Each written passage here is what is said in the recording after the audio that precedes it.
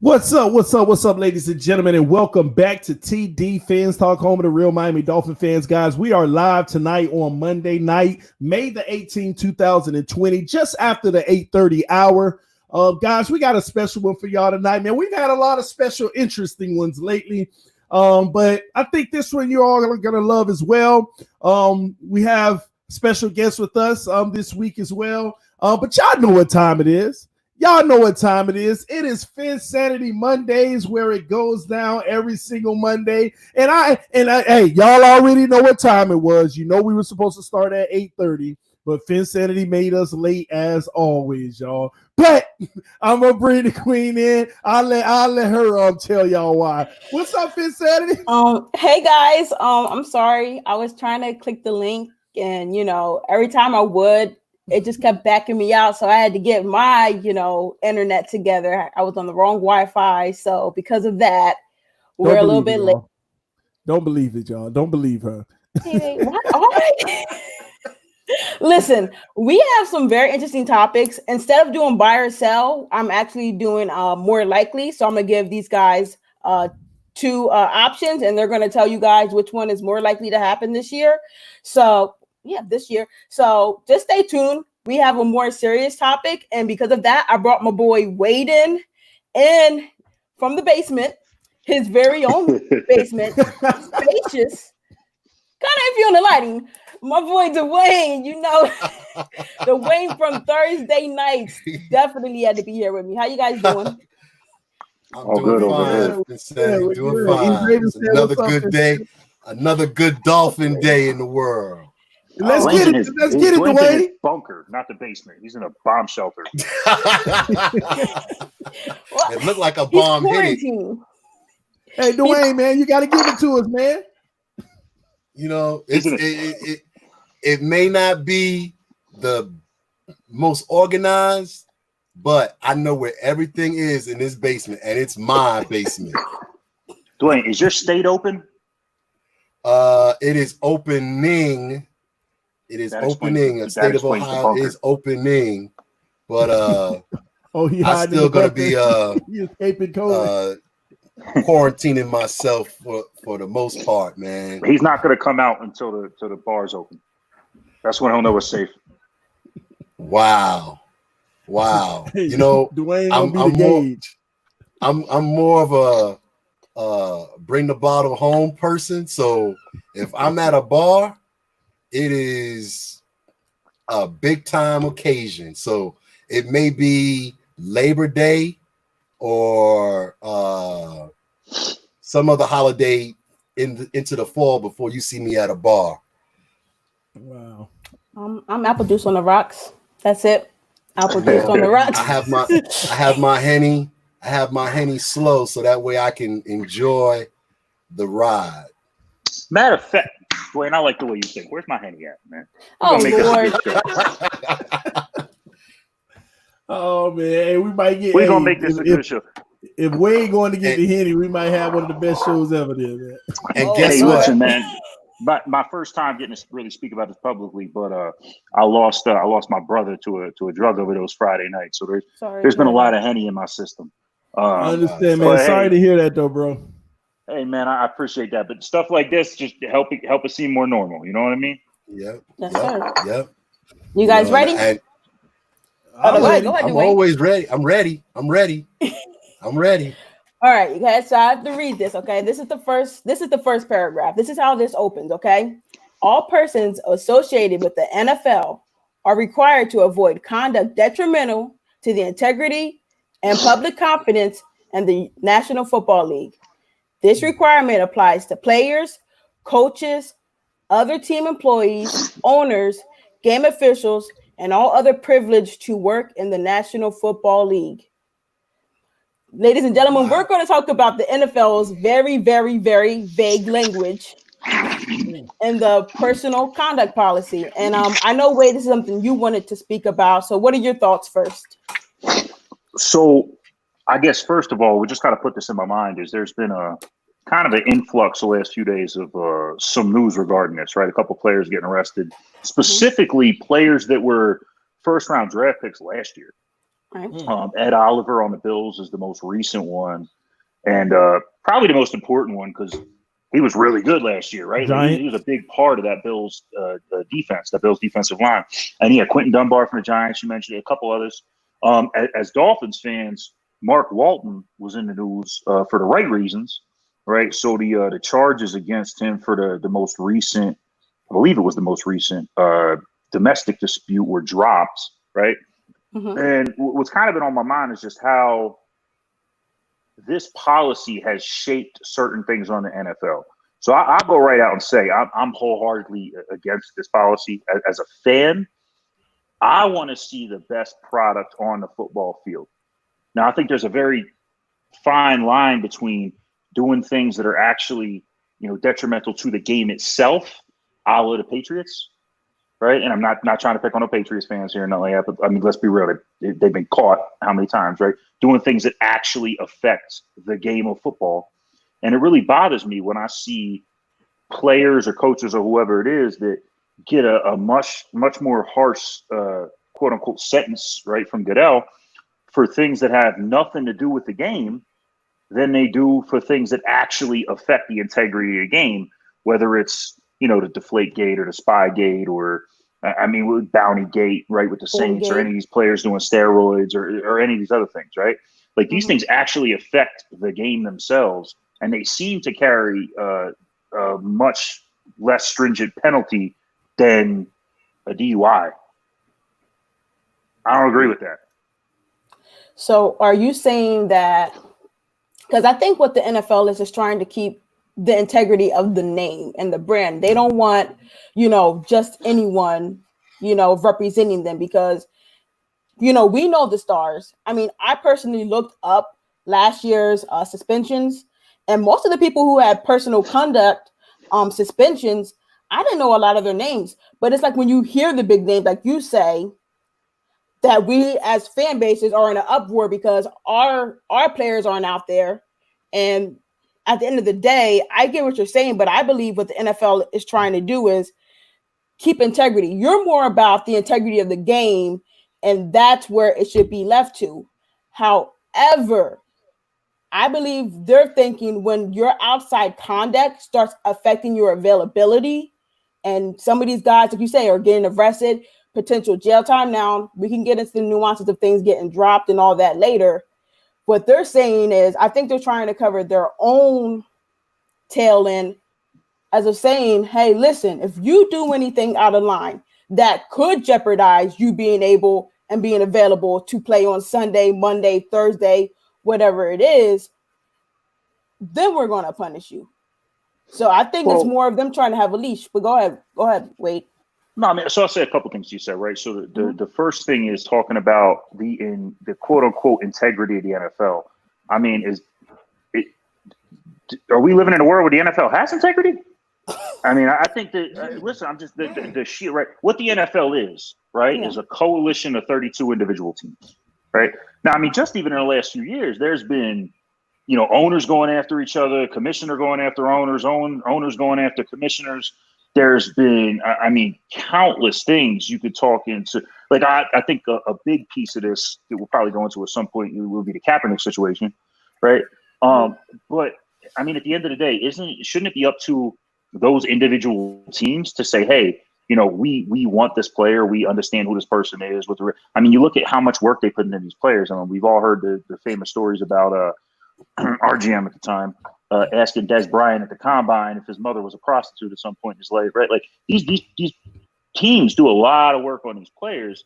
And I think more often than not, the biggest fear from the team is the player not going to be available because he's going to be in jail. Is the player going to get suspended by the league? And is that why he's not going to be available?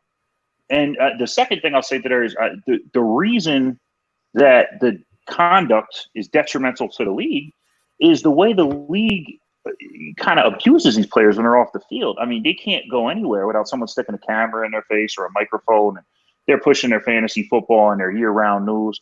I mean, let's face it, if it wasn't for some of these things, you might bump into your average NFL player on the street and not know who they are, right? Like I ran into Doug Martin in a bar in Tampa one time, and I didn't recognize him right away, right? And if it wasn't for the constant news coverage of these things, like would it necessarily even be conduct that's bringing a bad name to the league. Now, I 100% understand if you're at a press conference or a game or a locker room or whatever it is, but when you're in the privacy of your own home, it's a completely different thing. And the third point I'll make to it is, in the land of the free, home of the brave, no double jeopardy type stuff, right?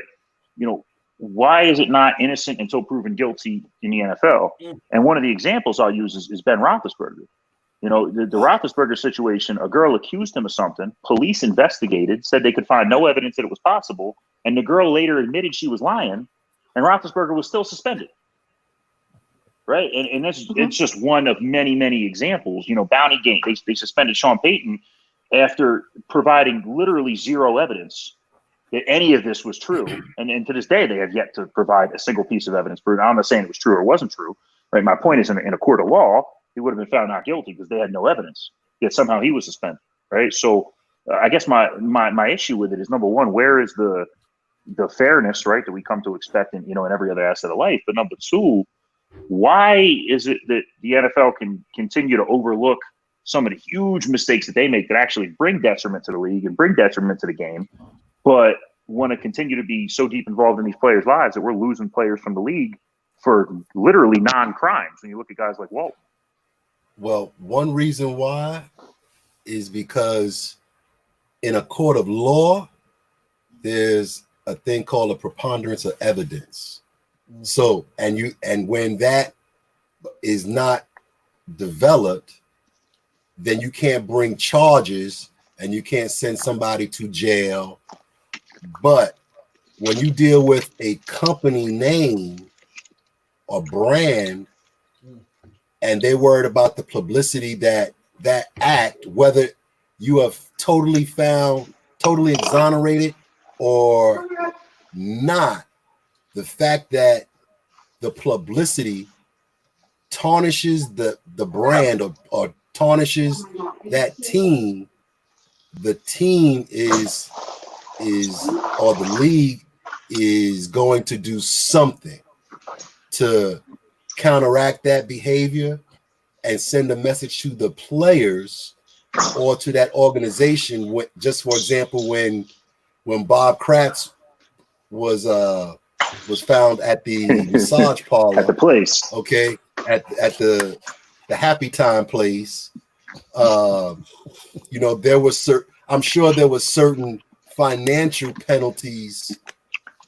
put upon the team and put upon Kraft that would not have maybe been penalties if in a court of law.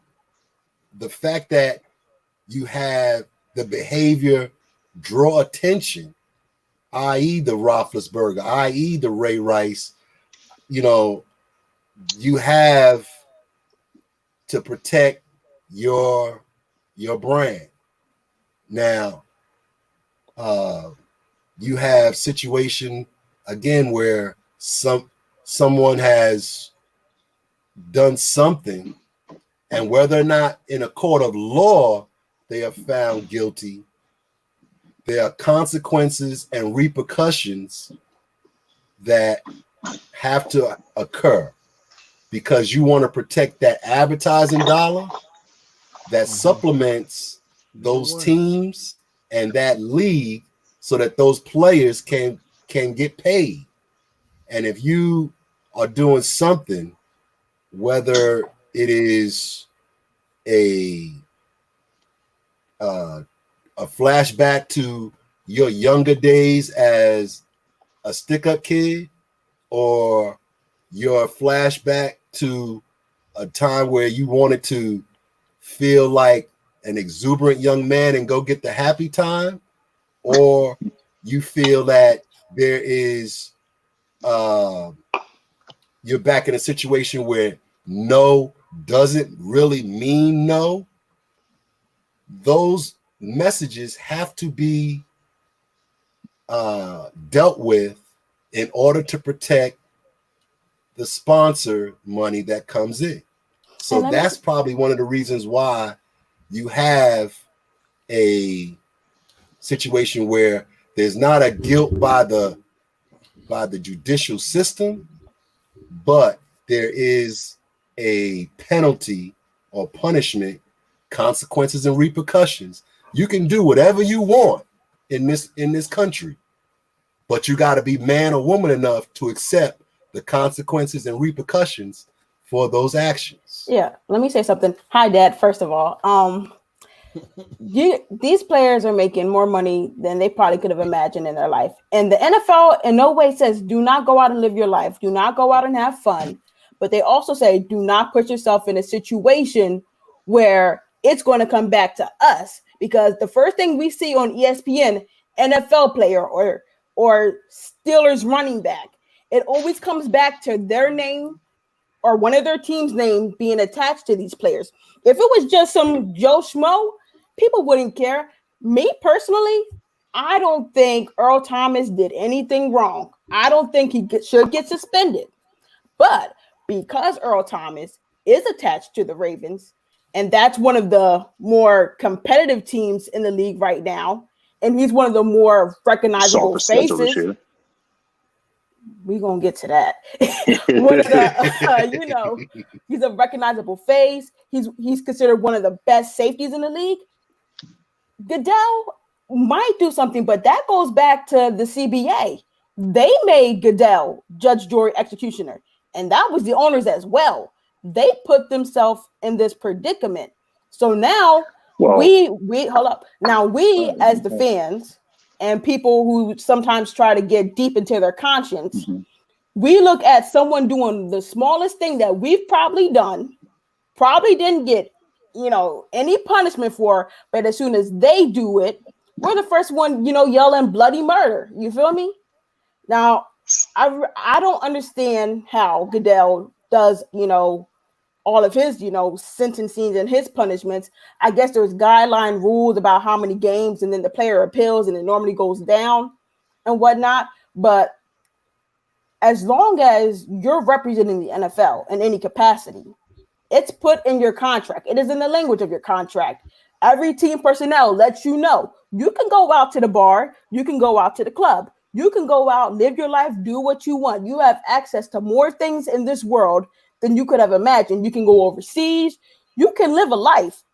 Just don't get yourself in trouble.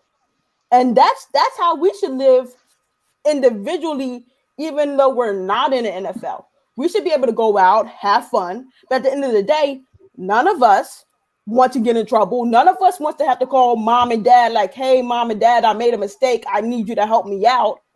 So if they're attaching it to their brand and their name and they're saying, hey, listen, you got to walk a thin line, go out and do you. But hey, make sure at the end of the day, you make it home safe. Make sure you're able to go to work and do your job every Sunday, Monday, or Thursday. Then I don't see the problem with it. That's on the person themselves. They should not be doing it. Now, when we get to the people accusing people of stuff, that's a whole nother, what's the name? But that's part of it, though. But that's 90% of the cases. Now you're talking about domestic violence, and personal conduct is more than just domestic violence, TD. Well, that's only one verbiage of it. There's so many more things you can do. I use your words, right? Look, I use your words, right? You yourself said how ridiculously vague that description is, right? Like you brought up Earl Thomas, right? Earl Thomas, what you could say morality, one thing or another, but in terms of legality, he was the victim of the situation, right? So I don't know what's going to happen with Earl Thomas, but like to even think that it's a possibility is beyond ridiculous, right? That someone puts a gun to his head, right? And I'll use some of the examples you guys touched on because I think they're great examples. Like Ray Rice is a great example. The NFL knew what happened, and the NFL suspended Ray Rice. Months after they suspended him, the video leaked out that we all knew they had, and the NFL came back and re-suspended him for a longer period of time. Now that's ridiculous. That's literally the definition of double jeopardy. And while the biggest issue with Ray Rice is that he averaged 3.9 yards a carry his last year in the league, and that's why he's not playing football right now. Let's be honest about that. It ain't about the video, right? The fact of the matter is, more times than not, players are getting either punished in situations where, quite honestly, I don't believe they should be at all, right? Or over punished, especially when you consider what the incident is versus some of the things that happen that actually do cause detriment to the game. And I'll take it a step further. NFL.com, NFL Network, they're the number one place reporting most of these things. ESPN, which if you don't think most of their money comes from the NFL and college football, you're mad. They're the ones reporting it. Do you think if the NFL didn't want this stuff out, they could very easily tell ESPN, hey, stop reporting on these players, or we're going to stop feeding you information? They 100% could. The NFL is bringing these negative images and all these things on themselves. They could very easily control this a lot better than they are. And to take it a step further, the NFL, like when I talk about the cause and the such, you remember Jim Tressel? I know you were the Buckeye stuff. Remember Ohio State? Yes. He left. He came into the NFL, right? There was some questions about some things he did that broke the college rules, which are even more ridiculous.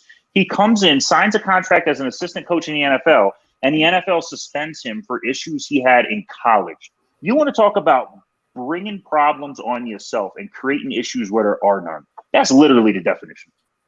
Okay. All right. So go ahead, TD. This first of all, this is a loaded topic. This could go so many different avenues, and we could talk hours about it, right? But I want to break down some of the things I've heard you guys say. So first off, Wade just said that the NFL can bury this stuff if they want.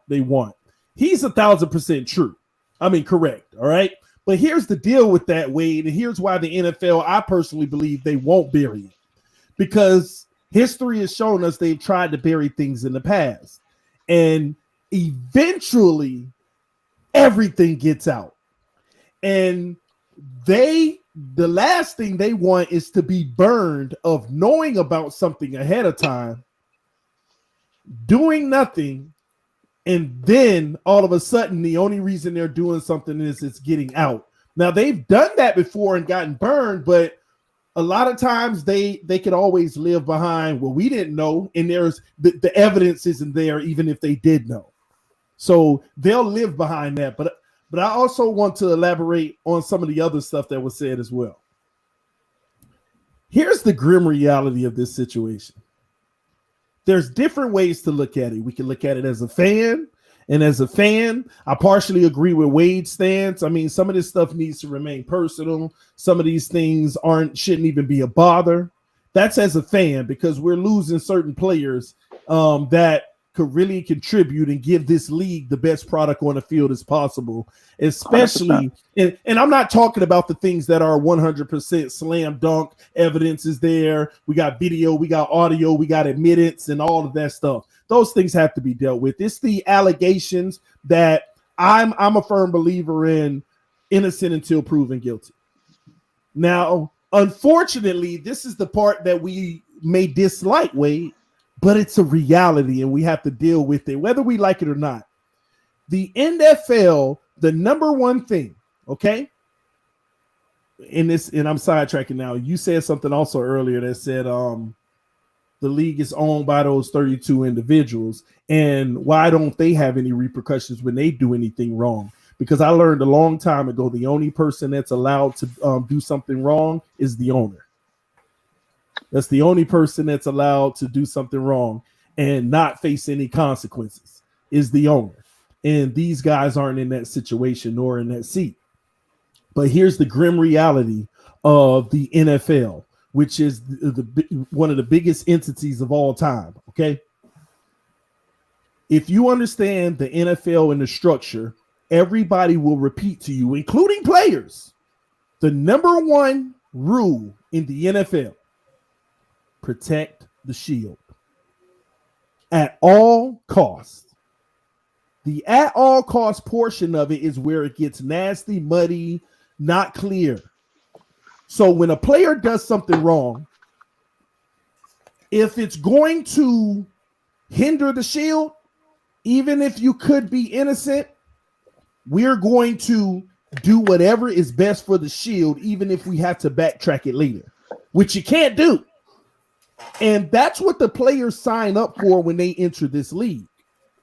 You sign up, and this is the unwritten rule. You sign up for, if you put yourself in a situation where allegations can be brought towards you, you're going to have due process, but that due process won't be due. It won't be fair. Because at the end of the day, process. That's why I said you're going to have due process, like they show us on TV. He's going to have a hearing with the NFL. They're going to blah blah blah, but it's not going to be due, because at the end of the day, you put your hand on a woman or didn't, the thought of you will get you penalized. You abuse the child. You abuse the child. The thought of it is going to get you penalized. Now, if it comes out later that it wasn't true or whatever it may be, then hey, sorry about that, which they don't even do that. Sorry about that. Let's move on. We don't like it. We don't like it, Wade. See, I'm going to go on record right now saying every member of the Buffalo Bills tried to assault me last night. I want them all suspended. But no, listen. I get your point. Keep going. I didn't want to get there this quick, right? But I feel like I kind of got you now because we're on a subject, right? Let's roll. No person in my lifetime has done more detriment to the Shield than Colin Kaepernick. Okay. Whether you agree with them, whether you disagree with them, him and the people that were with him, right? Eric Reed, Kenny Stills, all these guys. You literally had people that had season tickets for 30 years doing YouTube videos of them burning jerseys and merchandise and canceling their stuff. And again, this ain't nothing to do with what he did or if I agree with it or don't agree or none of that, right? But let me elaborate just for a second on that, Wade, because some people will automatically get the wrong perception of that. And that's right. This is about Colin Kaepernick has done the most damage in all time to the Shield. Whether positive or negative, regardless of the side that you're on, he has affected the Shield more than anybody in NFL history. Whether that's a good thing or a bad thing, it's affected the Shield.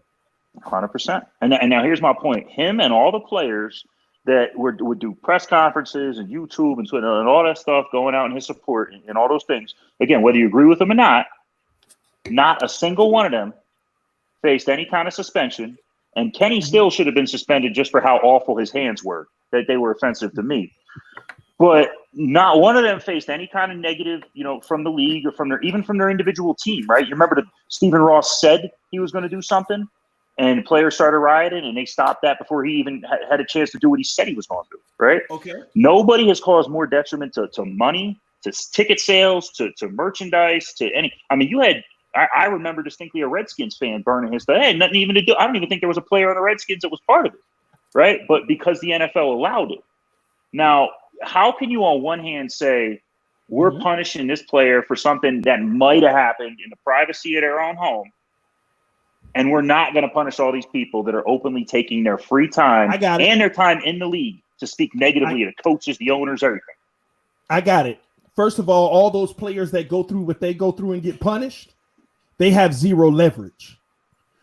What Kaepernick, his whole situation, it created leverage, even though some people say he had none. It created leverage in this. Take any situation in the NFL. This person assaulted a woman. This person beat a child. Look at the attention that it draws from people and the importance of it. It'll blow over. But the situation with Kaepernick was so large that, especially in a time where our nation is already divided in so many ways, it was polarizing. That's why the ratings went up. It's more attention to the situation.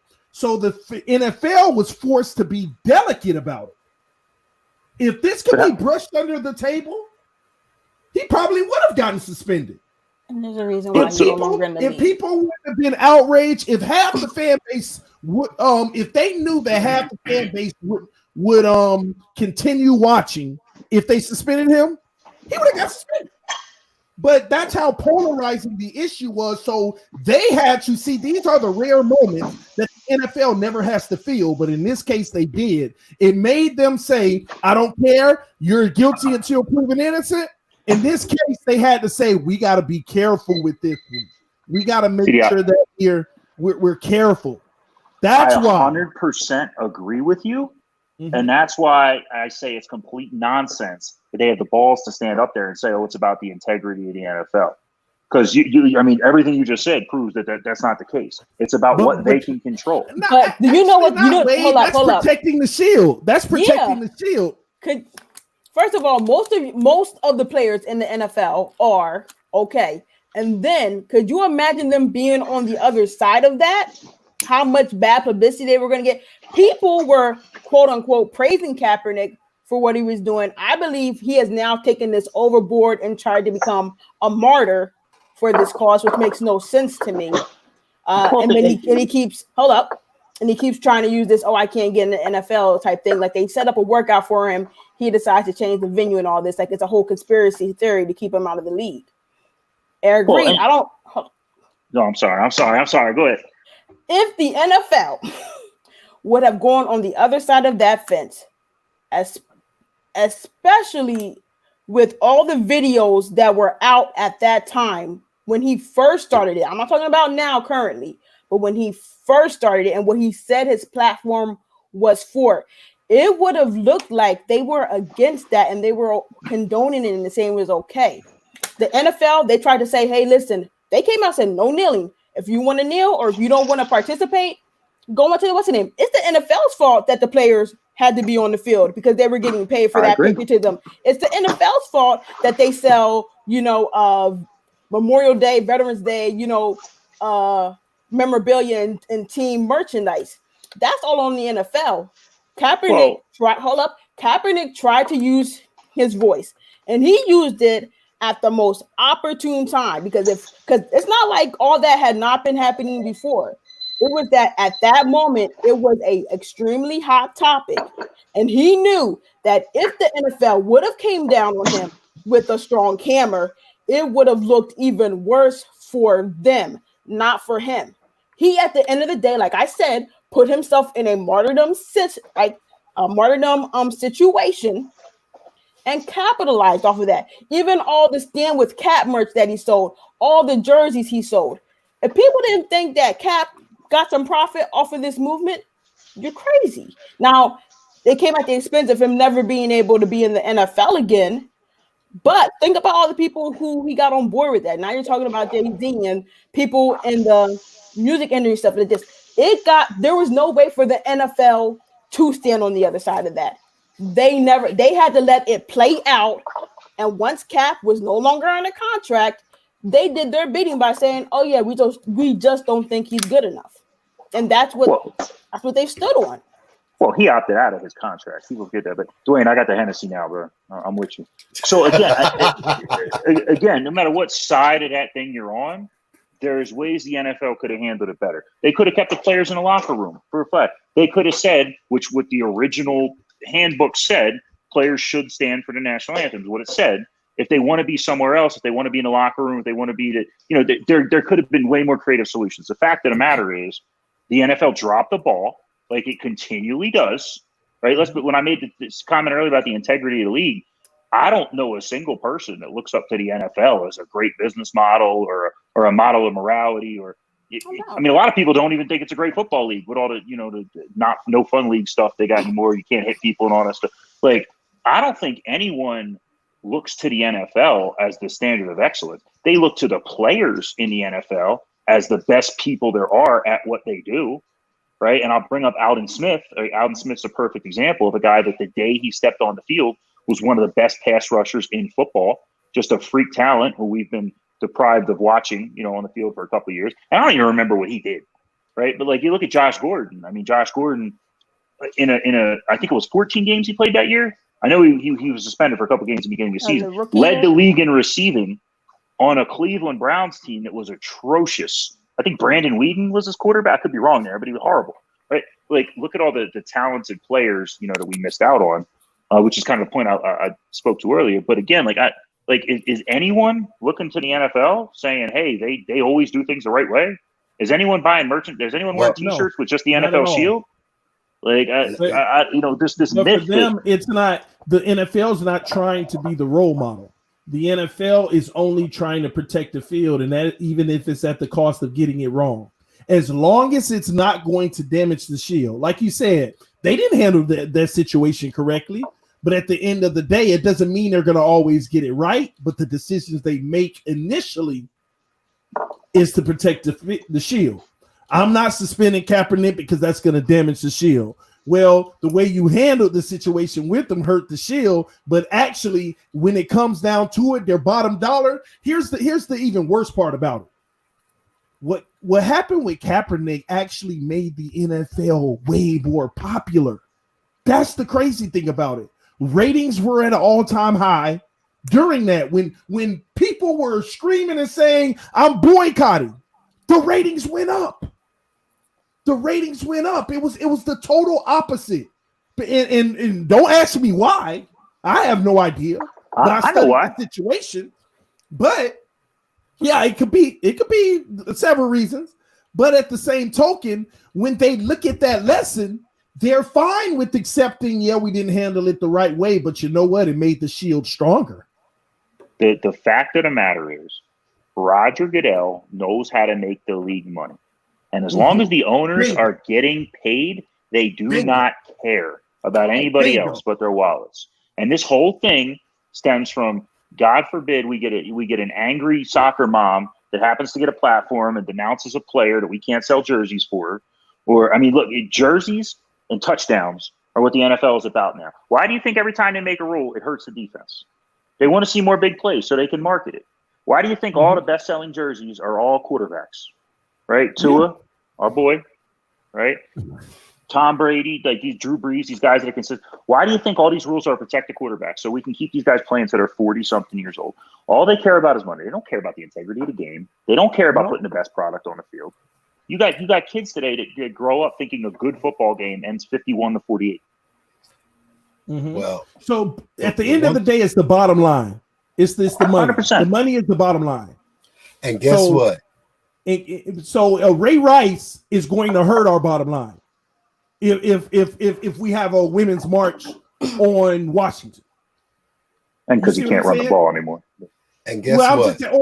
Take any 3.9 yards to carry. Take any situation that we feel is unfair. There's a side to it that's already calling the NFL headquarters, calling for his job, and they're identifying who is this calling for this player's job. Whoa, that's a big organization. We got to pay attention. But if it's Wade who says every Buffalo Bills player has assaulted me, they're going to say, because we all know DWA is it. Stephon Diggs twice. Huh? Stephon Diggs twice. He a best player. We know DWA is good, okay? We know DWA is where it's at.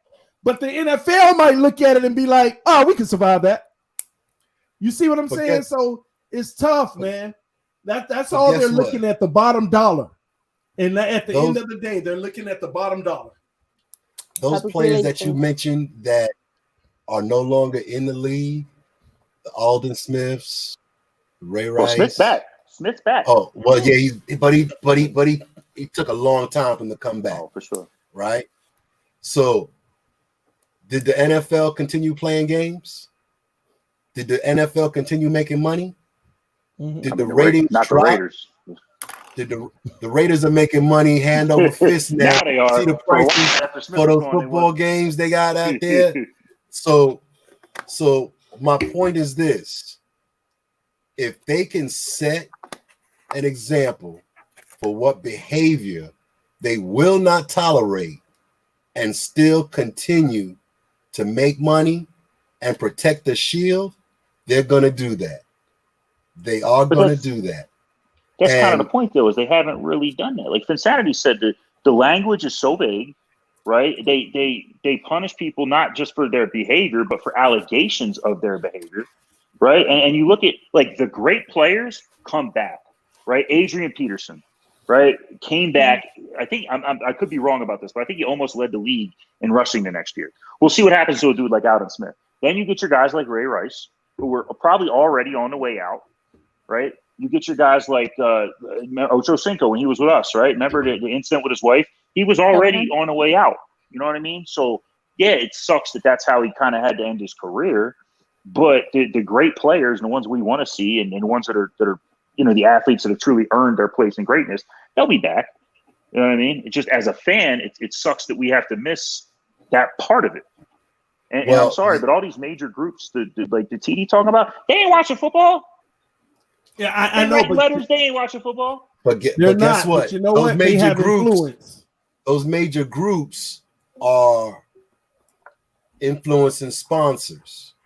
And bingo. The whole thing about the Kaepernick issue is that it moved the NFL to get involved in that issue in a way never before imagined, that has brought dialogue and a realization that change needs to occur. Now, that change hasn't occurred as much as we would like it to, but the fact that money and advertising and effort are being put towards that particular issue, that says something about the Kaepernick issue.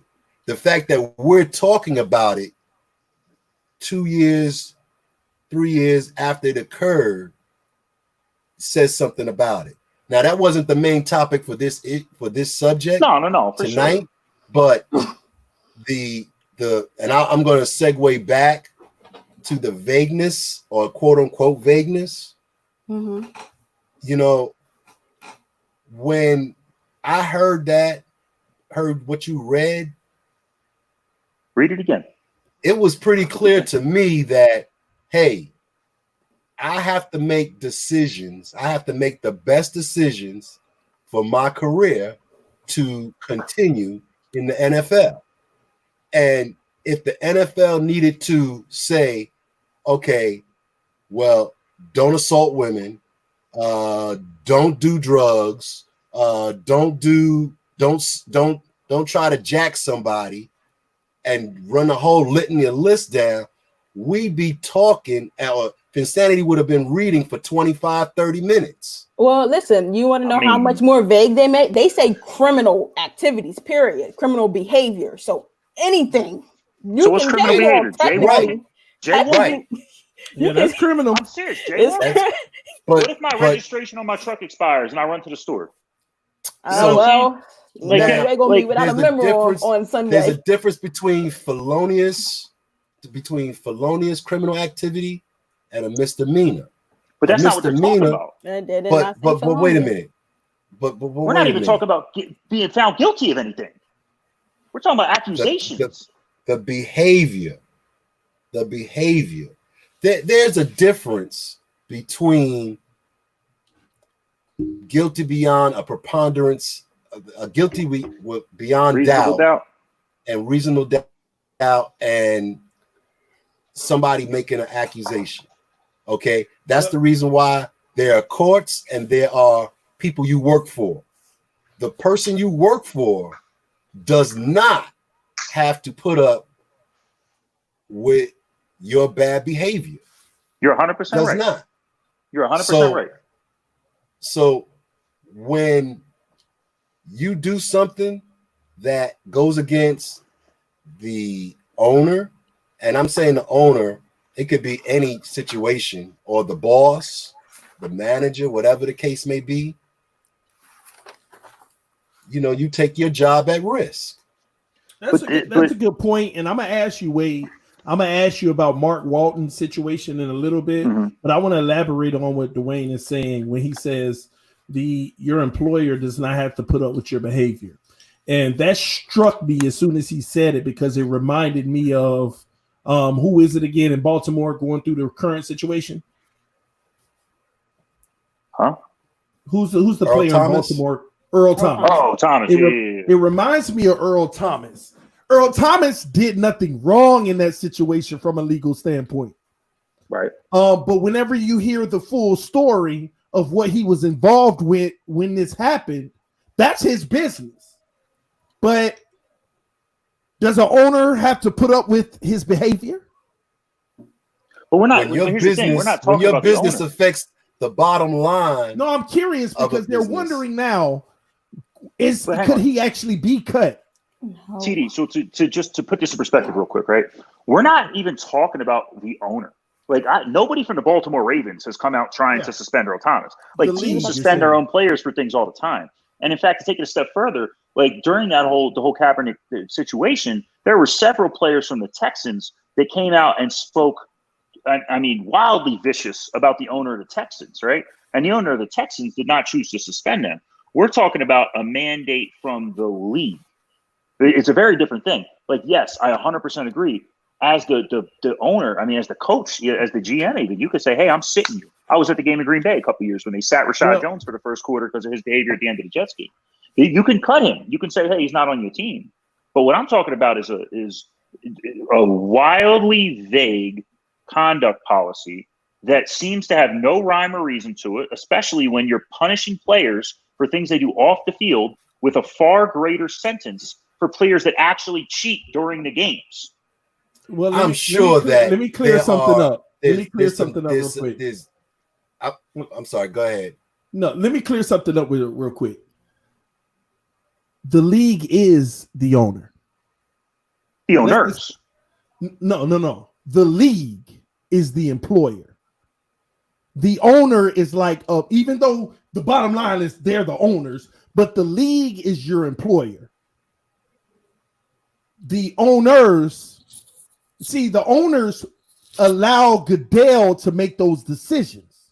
When you really look at the power structure of the NFL, the owners appoint Roger Goodell to be the decision maker.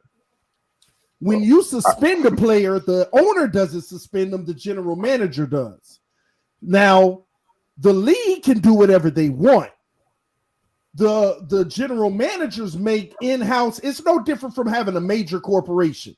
If you got a factory in New York, a factory in Florida, a factory in 10 states, there is somebody oversees the individual factory. There is a regional vice president that owns the entire operation of that region. That's your general manager in the NFL. They make decisions to suspend, but if headquarters said this person needs to be terminated, they can do that. That's the difference here. The league is the ones who really make the decisions. That's why even suspensions and stuff have to be submitted to the NFL, to headquarters. So when you look at the power structure, that's why things are the way they are. I mean, the top is Goodell because the owners have appointed him to be their liaison, and he makes the nail on the head, man. The problem is Goodell. Well, it's been the problem forever. Like, it's not, and this ain't even just a suspension thing. I still can't get this camera in the right way, but this ain't just a suspension thing. I mean, how many things has this dude mishandled? From negotiations with the CBA to the Kaepernick situation we just covered, to they still don't even have a definitive answer on what they plan to do for the COVID thing, even though training camp is right around the corner and OTAs are being missed. I mean, this dude has missed time and time and time and time again. And I actually agree with TK over here in the comment. But, I mean, Goodell seems to screw up just about everything except somehow bring in more profit every year.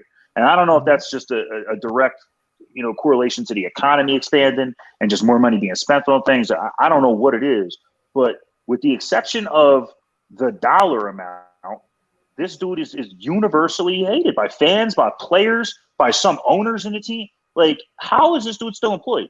Like, you want to talk about PR and groups like that? Let me tell you why he's employed.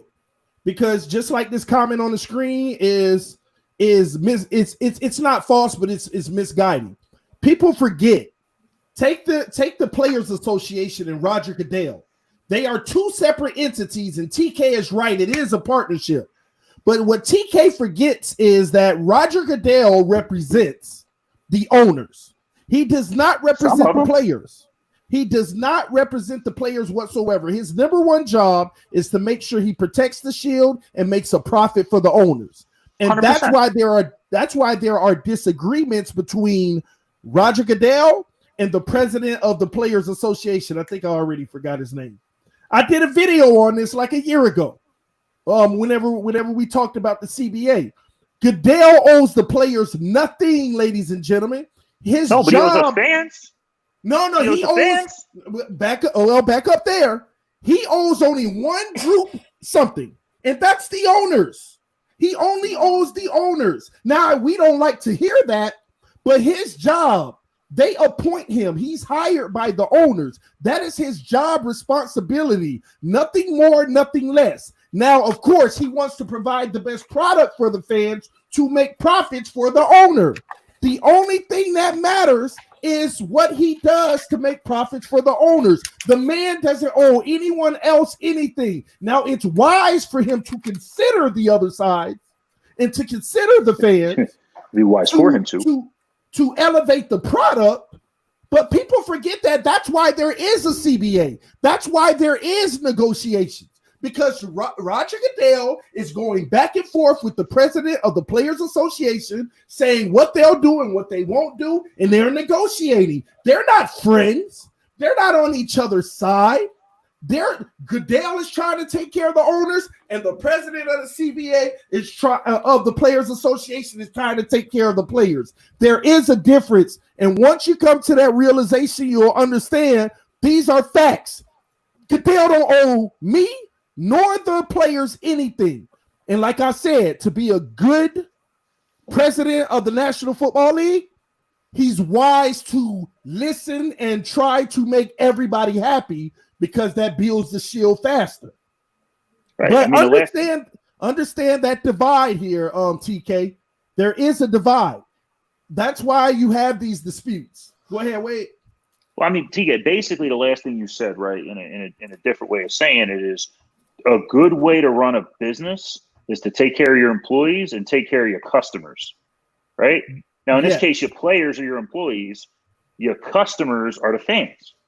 Now, I don't know about you, but I ain't never heard of too many successful businesses where everybody hates the guy in charge. Like, but you know what? You know why he don't get fired? Because he still brings in the bottom line, and nobody had tell me when has the ratings dropped because of Goodell of anything he's done. That's the problem. You don't fire a guy who's making you more money than anybody ever has, and the ratings keep going up. We can talk about a negative look on him, but we still tune in on Sunday. So it doesn't matter. Listen, I'll donate. Y'all want to get a collection together. How much money these owners need to get rid of them? But at the end of the day, Jack my season tickets up. Whether it's Goodell or the next guy, it's still going to be the same, because the owners want to feel like they still have the leverage. We're the money. But it wasn't. Listen, the players bring in the money. The players bring in the bank, because what are we watching? We don't watch the owners. We don't watch Goodell. But who gets the biggest piece of the pie? The owners. Why? And we don't. The only time we get mad at Goodell is when the players force him to make a decision that we don't like. I get mad every time. How about we, as the fans, instead of looking at Goodell, look more toward the players and say, hey, keep your behind, not the false accusations, but keep your behind out of situations that hinder you from being on the field. Because at the end of the day, that's what you're saying you want. You want the players to be on the field. I don't hate Goodell. He's just doing his job. I can't get mad at a man for doing his job. But the reason why this is so vague, the reason why this is so vague is so that they could give themselves more power. They can suspend guys for anything. That's 100%. They didn't want to put handcuffs and handicap themselves to where the player says, well, oh, this isn't specifically listed, or this isn't specifically listed, so you can't punish me for it. They kept it open as an open-ended question. Remember, I used to get the prompts, and they give you a picture and tell you to write a story. Well, this is the picture prompt of all picture prompts, because guess what they said? If you do anything that we don't like, if you do anything that makes us feel like it's going to put a stain on us, well, then guess what? We're going to stain you. We're going to hit you in your pockets. And oh, yeah, you won't be playing. That's all. Let me give you another one. Think about what Quint Riddle was saying on the screen. No, How can the Patriots on multiple times and nothing happens? Let me ask you this question. Does the Patriots make the league profitable, or do they lose the league money? So hang on. So first of all, Quint, while I love what you're saying right here, and one of the comparisons I keep using is how teams like that actually cheat, right, and get off basically with a slap on the wrist compared to these other things. Let's be honest. The league, things have happened, right? They've had draft picks taken away. They've had did Brady suspended, Belichick fined, all these things. Do I think it was enough? Absolutely not. But let's call a spade, right? I'm all fair. Things have happened, right? Now, to what you said, yes, it's the classic how they feel. If they feel they did something wrong, it's feelings over facts, right? Mm-hmm. And to your point, you asked like why I talk about like I want to see the players on the field. Well, Goodell has the power to say if these players are on the field or not, regardless of what the policy. I mean, he has the power to rewrite, or renegotiate or whatever it is the policy. The number one reason I pay attention now to when players get in trouble off the field is to see if they're going to get suspended and how it's going to affect the game. Mm-hmm. And I bring that full circle. Like when you talk about bringing news down on the league, I firmly believe that if you said tomorrow, okay, no more personal conduct policy, no more off the field stuff is going to affect the game, I guarantee you reporting of this stuff and fans paying attention to the stuff would drop dramatically. Because the number one reason us real fans pay attention to that type of stuff is because we know what the consequences are going to be for the league. Like I know Ed Oliver what his stuff was way more than I knew about what Quentin Dunbar did, because I know Ed Oliver's in my division and he's a really good player. And there's a chance that he might not be on the field week 2 when the Dolphins play. So you can't have it both ways. You can't say, well, we're trying to keep the negative press off the league, but then you make it such a big deal when these players do this stuff and you make it such a big deal reporting. We're all holding our breath going, wow, is this dude going to get suspended or not? Or what's the sentence going to be? Or like you're digging your own grave just because somebody left a shuttle on the ground. Like you got to find a line. You got to either say, hey, this is the policy. If you do A, B, C, this is going to be your punishment. If you do X, Y, C, this is going to be your punishment, right? And have a hard line because it's so vague right now. Like, what's Ed Oliver going to get? Does anybody know what's going to happen? Is he going to be suspended for 4 games, 6 games, indefinitely? Is he not going to be allowed to play until the case is found? Like, we never know. Whatever it is, it's going to be appealed. That's all we know. 100%. Sure. And Goodell doesn't have a very good history of repealing his sentences. Sometimes they go from 6 games to 4. That's about it, right? And that's whatever. I think it's also a very flawed system that Goodell is in any way, shape, or form involved in the appeals. And I know they've changed that recently, but for a very long time, the appeal went right to him, which is ridiculous. That's like you going back to the same judge who gave you the sentence in the first place. Mm-hmm. But it's like, where's the line between we're the NFL, we put professional football on the field and on TV and all these other things like, and he's gone now. But he mentioned, because of the Kaepernick thing, like the NFL is getting involved in all these causes and that and that. And, hey, great that they're doing that. But who said it was their job? Who said it was their responsibility? Like they're supposed to be putting a football product on the field. If they want to get into other stuff, great. But the fact that they feel the need to, and they feel like they're going to be forced to because of, political stuff and all those other things, I don't want to say I don't care about that because I do care about those things, but I don't care about them in a football context. Write a check, do what you have to do. But at the end of the day, I want to see the best game on Sunday. And that's fair. But the issue is what I care about doesn't matter for everybody, and that's the issue, because there's a part of that I definitely agree with, but they're not just appeasing me or Wade or Phinsanity or Dwayne. They have to appease those people who are crying about it. And if that group is large enough, they have to, because it's a part of the brand. Why does a football league have to appease people with stuff outside of football? Sorry to tell you this, but if you're watching, if you're a football fan and you're mad at the NFL for not getting into political causes, I don't know if you're really a football fan, man. You're a political fan that likes to watch football on the side. Like, but they don't care. It's not about the football fan. It's about whoever will watch. And at that time, you had a lot of people who weren't football fans watching just because of the controversy. And that was ratings. That was good. Money's flowing. So that stuff matters. And then on top of it, since they're watching, now I hope our product is good enough because we've got their attention for them to stay now. It's all the bottom dollar. It's all the bottom dollar. They can't ignore it. Listen, okay, guys. They just can't. Wait, Kia Sorrento and Bud Light need to stop dictating the NFL's future. All right? I don't care how damn much a commercial sells for. right? If you don't have a jersey on, if you're not buying tickets to the game, if you don't get a say. I'm sorry. Take your geopolitical stuff, which again, I am very passionate about a lot of things. But if Tua comes on the field tomorrow and says he believes in everything against every political belief I have, you know what? If we win the Super Bowl, I don't give a damn. Vote how you want, Tua. All right, and you know what? Curse word for the well, thing. you are, but you're an individual who can separate the two. Mm-hmm. But again, Wade, that's not the world we live in today. Because I'm also an individual who knows how to separate things. But that's not the world. Problem. That's not the world we live in. We gotta have a separate podcast. How to separate things. Okay. I'll be honest with you, bro. I'll be honest with you, bro. You're spot on with that. You're spot on with that. We should do, because this is such a vague topic in itself, because there's so many doors that we didn't even get to speak on, and we're in an hour into this conversation. But now it is time to, I guess, tunnel vision it back to the Miami Dolphins. You guys ready? Fins up. Fins up. Listen, this is more likely. I have two scenarios. And all you guys have to tell me which one you feel is more likely. Okay. Option one. Huh? Option one. Okay. All right. So, for all my people in Jersey, this first one is for you, because Fox Sports. I'm from Philly. You got. We just got started though, Wade. Like we just. I can't hype up Jersey. I'm sorry. Well, you know.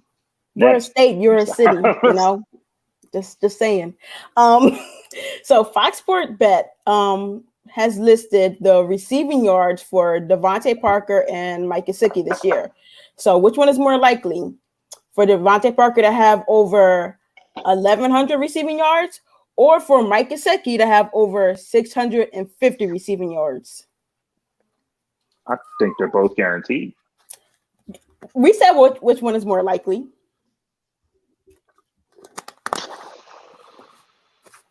You got to choose. You got to choose one.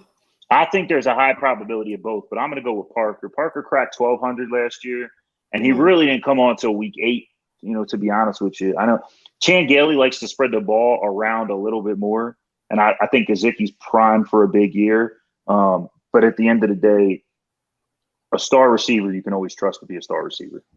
I'm going to go Parker. Is he a star, though, yet? 100%. Dang, that sounds like Homer talking. He was a star that took way too long to become the star he should have been 3 years ago. That's a whole nother discussion. Go ahead, TD. What you got for me? I'm gonna go with Mike Gesicki for several reasons. I'll start with Devontae Parker. Why it's unlike. I mean, I think he's gonna do it, but why it's more unlikely. First of all, the number one corner from every team is going to play Devontae Parker. Not like that should matter because he's stepping it up, but you're still going to get the number one corner on every team. You also have, if Preston Williams comes back to form, he's going to be the hot guy due to the fact that the number one corner is playing Devontae Parker every time. So that doesn't work in Parker's favor. I still think he balls out regardless. But Mike Gesicki, in a spread offense with Chan Gailey, he's going to be the mismatch on the field. You go 4 wide, you go 5 wide at any point. He should pretty much be the one who has the mismatch on the field that a guy like Ryan Fitzpatrick can take advantage of all day. And like Wade said, this should be his breakout season. I think it's more likely for him to do that because Parker having 1,000 yards is still a success. It still means that we probably were productive, because if Preston Williams has 1,000, then we'd say, oh yeah, then Parker having 1,000, yeah, that was great. 2 1,000-yard receivers possibly. So that's why I would say Gesicki, but both of them are going to ball out and get their due. That's my take. To TD's point, anybody lined up against Gesicki's a mismatch. True. He is a specimen. All right, you guys ready? Mm-hmm. This one is good. This one is going to make a lot of people upset. So let's get it out the way right now. My favorite one. Okay. More likely, the Dolphins getting upset week 3 by the Jaguars, or Miami Dolphins pulling off the upset week 14 against the Chiefs. Hold on. You said us losing to the Jags or us beating the Chiefs? Yes. Hey, Mr. Ball Game. You should come on. What's up, Ball Game? Go ahead, T. I went first last time. All right, let me see. Miami losing to Jacksonville. Was more, I don't even need to hear. I don't even need to hear the second part. That's the one that's unlikely.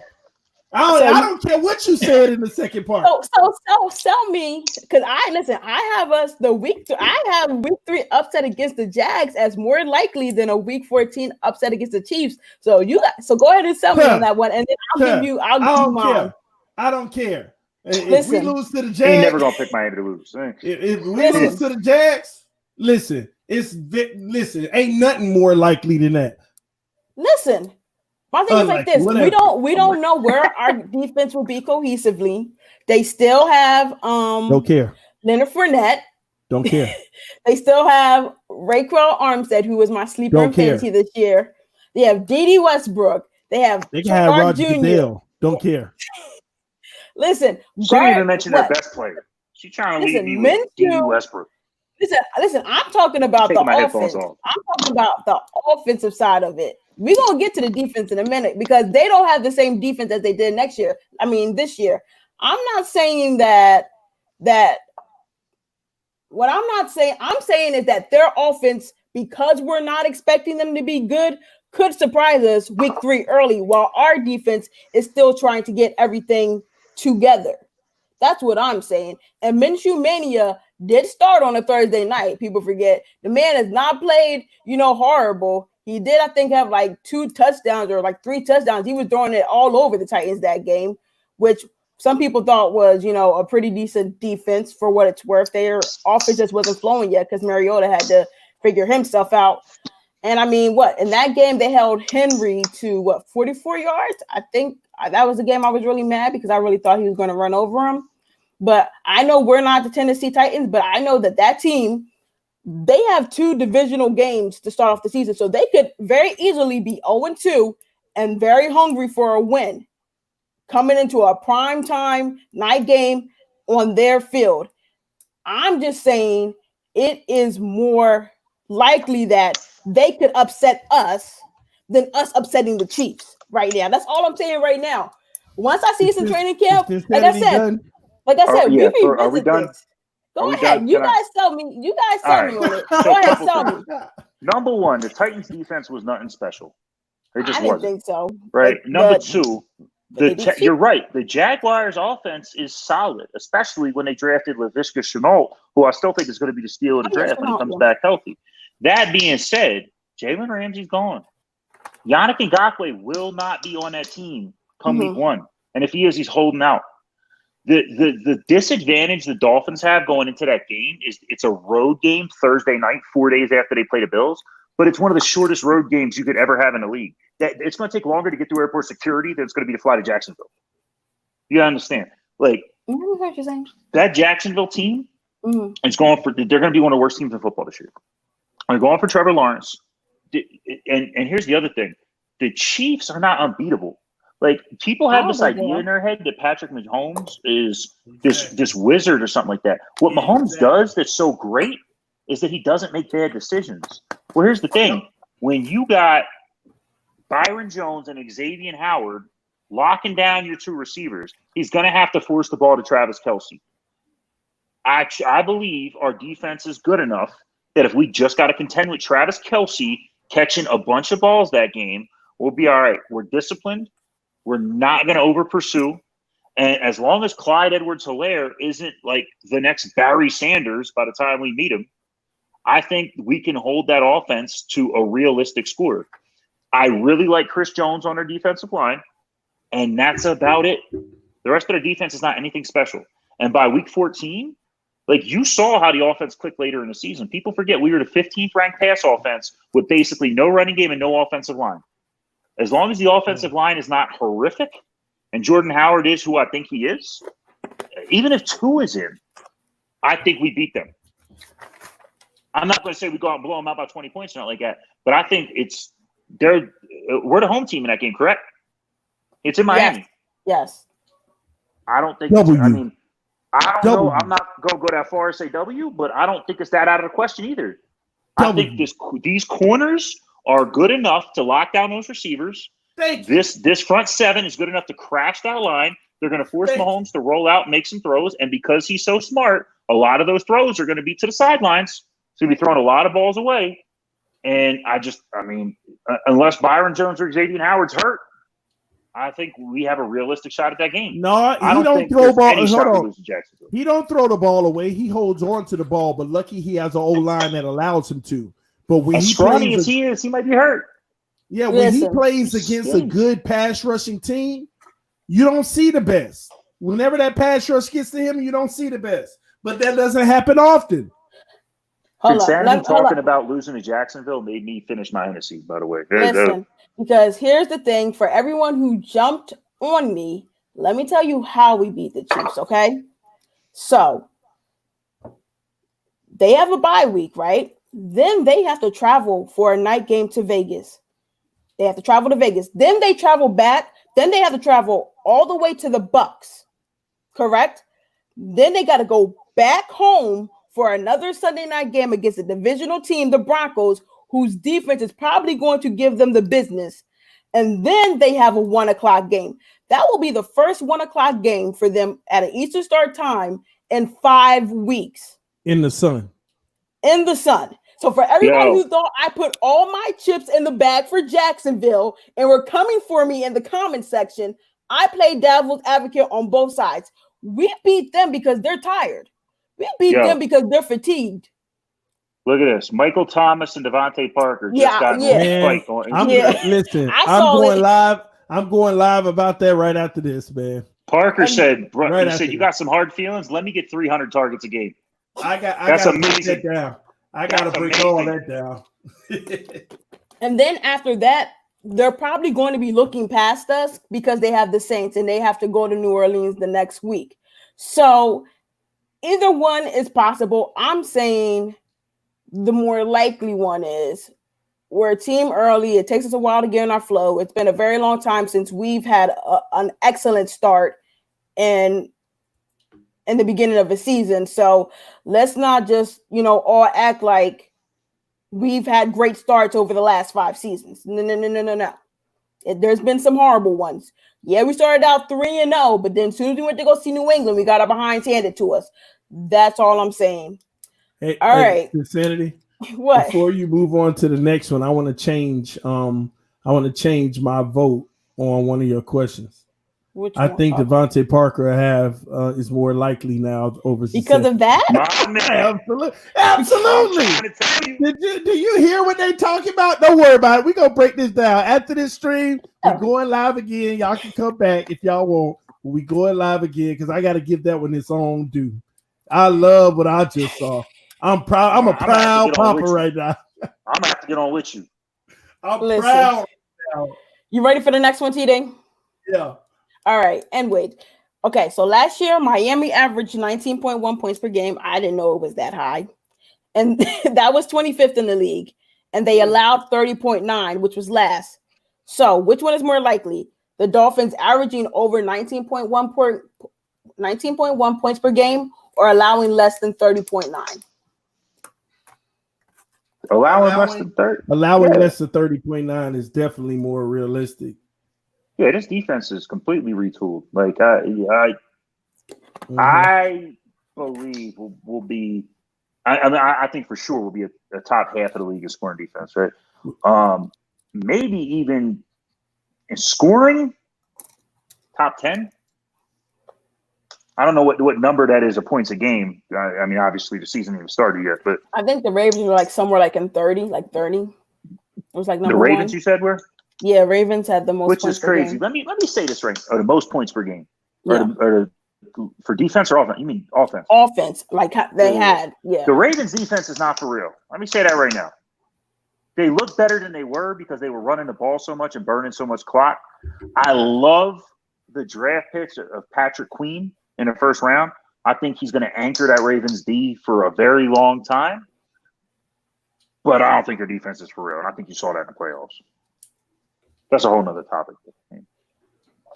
Oh wow! Listen, you just helped me segue into my next one. All right, so TD, you're going on TD allowing ain't too. TD ain't go yet. Yeah, I did. He went with allowing. I'm sorry. I was on a rant. Okay. We're literally almost done. I'm trying to get TD out of here by 10:15. All right. So more likely the Miami Dolphins to win the division or be a wild card. Wild card. I mean, there's 3 wild cards now. They added the extra team this year. So it's I mean, there's gonna be some 7 and 9 wild cards. Like there's been 7 and 9 division winners before. There's gonna be 7 and 9 wild cards is not gonna be a wild thing anymore. You're gonna see that more and more often. Listen, TD, what you got? Give me the 2 options again. The Miami Dolphins winning the division, more or being a wild card time. Yeah, more likely. Winning the division. 16-0. 19-0. If you want to count preseason, we can go 23. Insanity, keep it moving.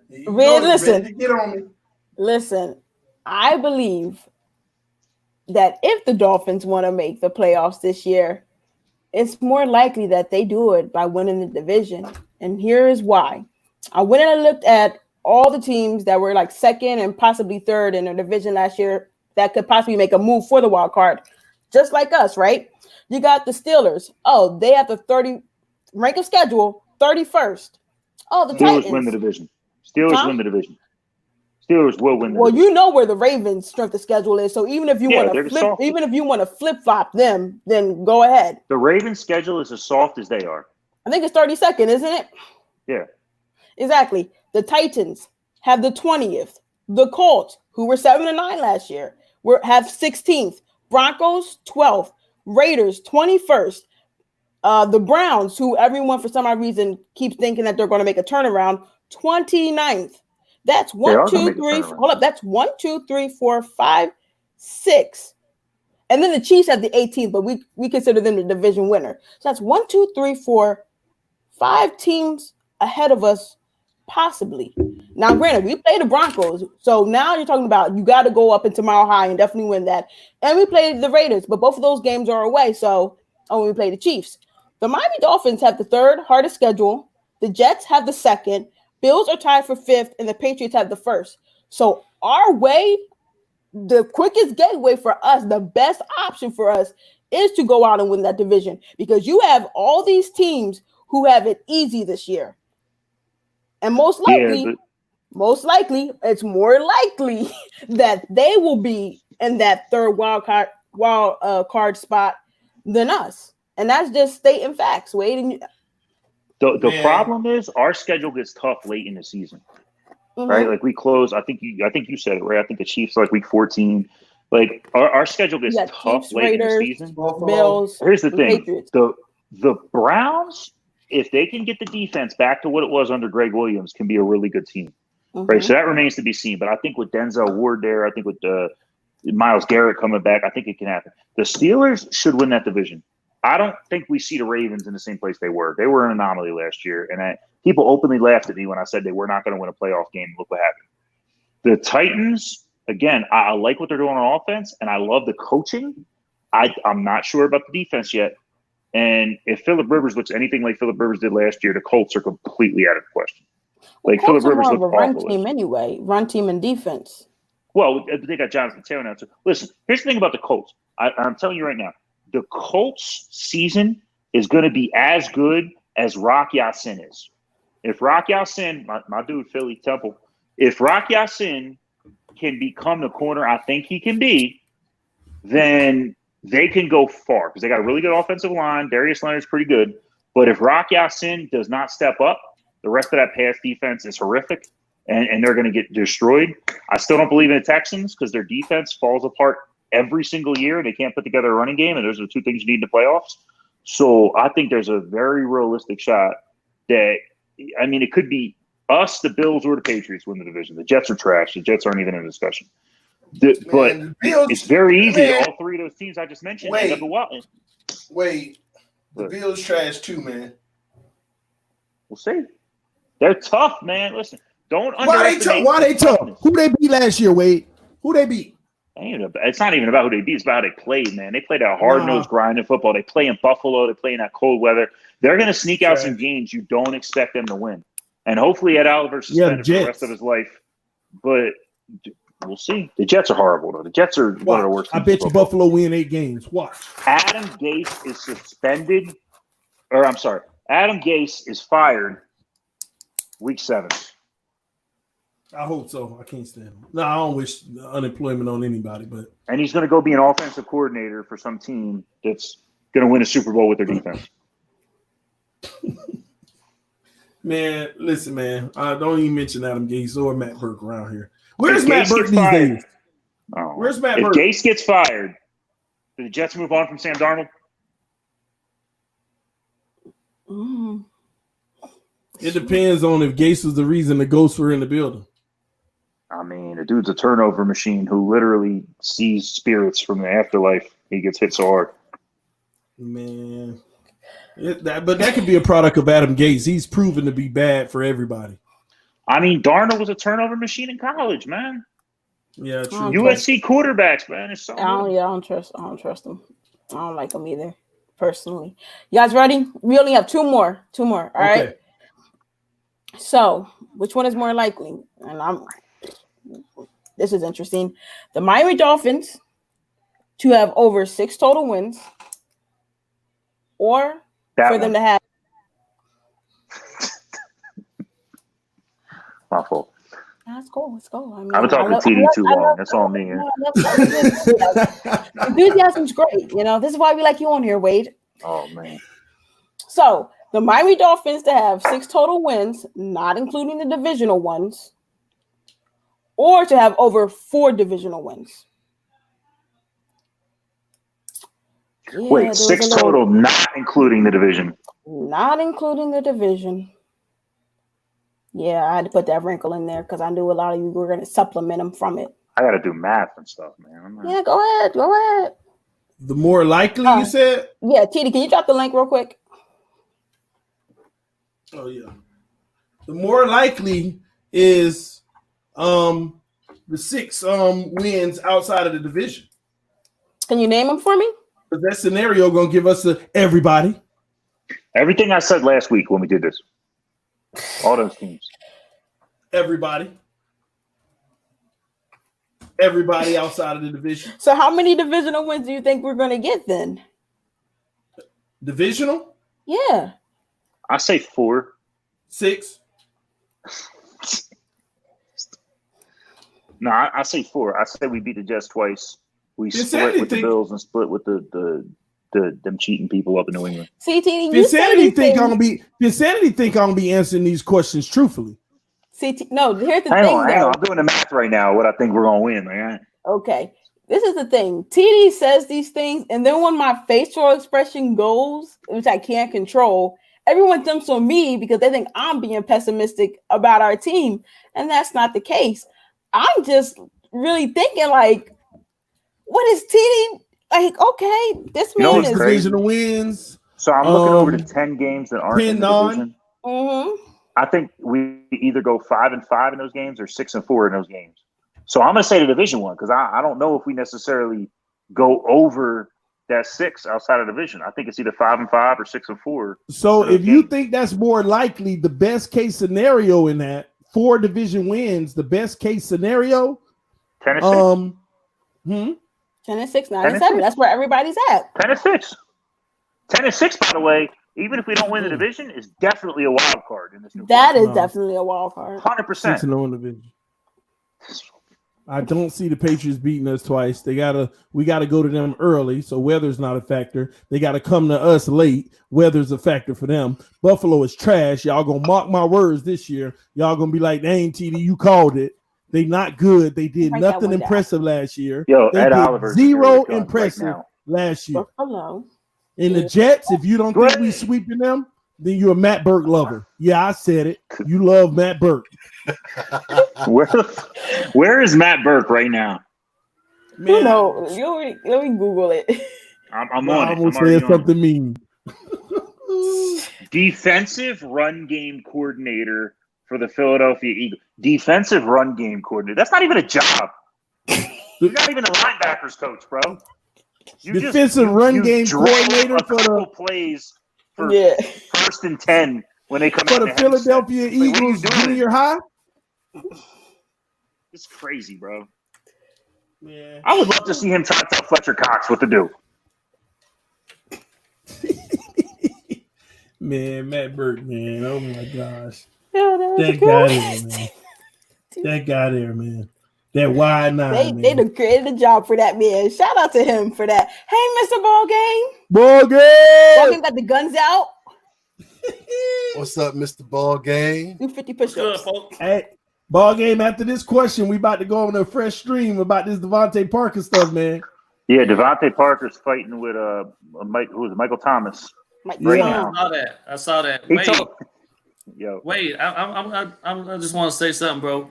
I'm glad you guys a little bit more optimism in regards to how things probably going to shake out with all these changes from the coaching side of the ball that we're going to have. I love your optimism, TD. I do. But that's why I rock with you, man. But I'm telling you, bro, all this that we've been doing right now, the O-line gonna have to take some time for the O-line to gel. They gotta run routes. They ain't doing none of that. We said that. Bro, we said that with the O-line, but let me tell you something. You don't have to coach Byron Jones or Xavier Howard how to play man coverage. No. That's why I'm saying the defense, as long as they come healthy, the defense is going to look the par early. You know what I mean? Depending on who's calling the plays. If it's Flores that's making the plays or somebody that he trusts that understands the scheme exactly the way he does, then we fine there. The problem is going to be on the offensive side of the ball because anybody that knows this game knows that offense comes along way later than defense. Defense is easy. It ain't hard. It's not. Listen, it's technique. It's technique. Technique don't for press coverage. It don't. I think few people have more experience coaching the offensive side of the ball than Chan Gailey. Huh? I mean, I said few people have more experience. I'm not in it. The dude's 137 years old. Yeah, but there's still a process, and he's been going away from the game for almost 8 years, 9 years. You feel me? The game has changed since last time Chan Gailey was in it. You feel me? So it don't change that much. Yeah, but he was ahead of the curve. He was ahead of the curve. Are you serious? There wasn't no RPO. Listen, RPOs have taken over. The whole era of offense has changed since Chan Gailey was last in charge of running an offense. Chan Gailey was a power back. Let me hand it off to my back. Let me build my offensive line. I'll spread you out if I have to when I need. And we got the power back to do it, though. But I'm just saying, though. At the end of the day, it's beat the guy in front of you. It's going That's football. It's going to be a transitional period. Huge one. Especially if you're looking to put these rookies on the field early and often. There's going to be some growing pains on that offense. You got to factor that in. At least the first 4 games anyway. There's no continuity. You don't get game level continuity out of practice. Because your guys on the opposite side of you, the guys on the opposite side of you also have to take into consideration that you're their teammate. And they need you to be successful. Yes, they're going to put you, but not the same as the dude that's getting paid to knock your block off on Sunday. But Buggin, let me ask you this. Do you not agree that, and maybe you don't, but from the college level to the NFL level, if you had to pick any position, isn't the easiest transition offensive line? No. On the offense, what's the easiest transition? Running back. Running back is the easiest. The power running back, yeah. Listen, the easiest job, the easiest transition position from college to pro, without a shadow of a doubt, is running back. Because running back, yes. Listen, running backs don't get the ball and block for themselves. But again, that power running back, that between the tackles guy. But to learn a pro system, to learn pass blocking, to learn the passing schemes and stuff like that. Offensive line. Listen. Think about this in particular. Why did Derrick Henry take so many years to become one of the best running backs in football? And he was a Heisman Trophy winner. Derrick Henry took as long as he took because Tennessee Titans never really put in the real money into the offensive line until the last 3 years. If you think about it, look at their draft picks. They have a solid. They lost Conklin, which I don't understand why they let him out today. But I don't either. That was crazy. I wanted Conklin. Process of finally looking. Listen, think about it. We had a guy. We had arguably the best college to pro transition quarterback retire as a result of the fact that the team did not invest in the line to help him. Who are you talking about? Andrew Luck. Well, you talking about offensive linemen? They went and grabbed 6th and 7th round guys and put them out there. They got Quentin Nelson is one of the best guards in football. Nelson is now. They've now got on to understanding that you have. I agree, but I mean Anthony Costanzo. I mean I agree, but here's the thing. Bro. No, they played the East. He on his back. Andrew Luck never had any good weapons. What good running back did he have? What good receivers did he have? What good tight end did he have? It's they drafted that bum Kobe Fleener that played O-line from college to pro, and I can attest to this because my friend, I almost considered to be godson right now, Derek Kelly was the starting left tackle for the Florida State Seminoles for 4 seasons. He got hurt in his sophomore season, and it took him to now he got drafted by the Saints, so he's now on the Saints full roster. They brought him up, a contract and all that stuff. And even he talks about it. When I talk to him every Sunday, he talks about how difficult it is. How much it is to go from college and dominating cats to being in the pros because you're dealing with grown-ass men that can move trucks. Well, listen, I'm not saying it's easy at any position. Let's get that very clear. I'm not saying it's easy at any position. But especially when you get into the Saints that have one of the most complicated – I mean, not Drew Brees. Sean Payton is an offensive mastermind. And you look at how often they turn over. Like, look, they just cut a Pro Bowl offensive line. We were just talking about this last week. There's a reason they do that. Sean Payton needs the guys to fit it. And listen, I'm not saying it's physically easy by any means to stop a 300-plus pound defender that's coming across. What I'm saying is when you're in a power blocking scheme, what you have to learn versus what you have to learn at other positions like receiver is a very different thing. There's a reason they used to say you have to wait 3 years before a receiver becomes a valuable starter after you draft them. And nobody ever said that about offensive linemen. As far as the physical power and what you got to deal with in the weight room and all that stuff, that's going to happen to every position. You got to hit hard. You got to work hard. You got to lift more weights. You got to put in more practice. But when you're talking about like our boy Hunt in the second round, he's going to be hitting people in front of him. He doesn't got a huge playbook to learn. He's going to be a right guard, run blocking guy. Can I call you right back? Look at how the running backs can become rookie of the year. You know, look at Alvin Kamara. Okay, baby. Any running back, any rookie running back can have a big impact right off the bat because all he's doing is reading. Because all he's doing is reading what the O-line holds off. Hold on. So it's very easy. Aside from Josh Jacobs, who was a good rookie running back last year? Who had a good offensive line? That's the question you need to ask. No, I'm asking because you said any running back can do it. There was one good rookie running back last year. It was Josh Jacobs. It was one player.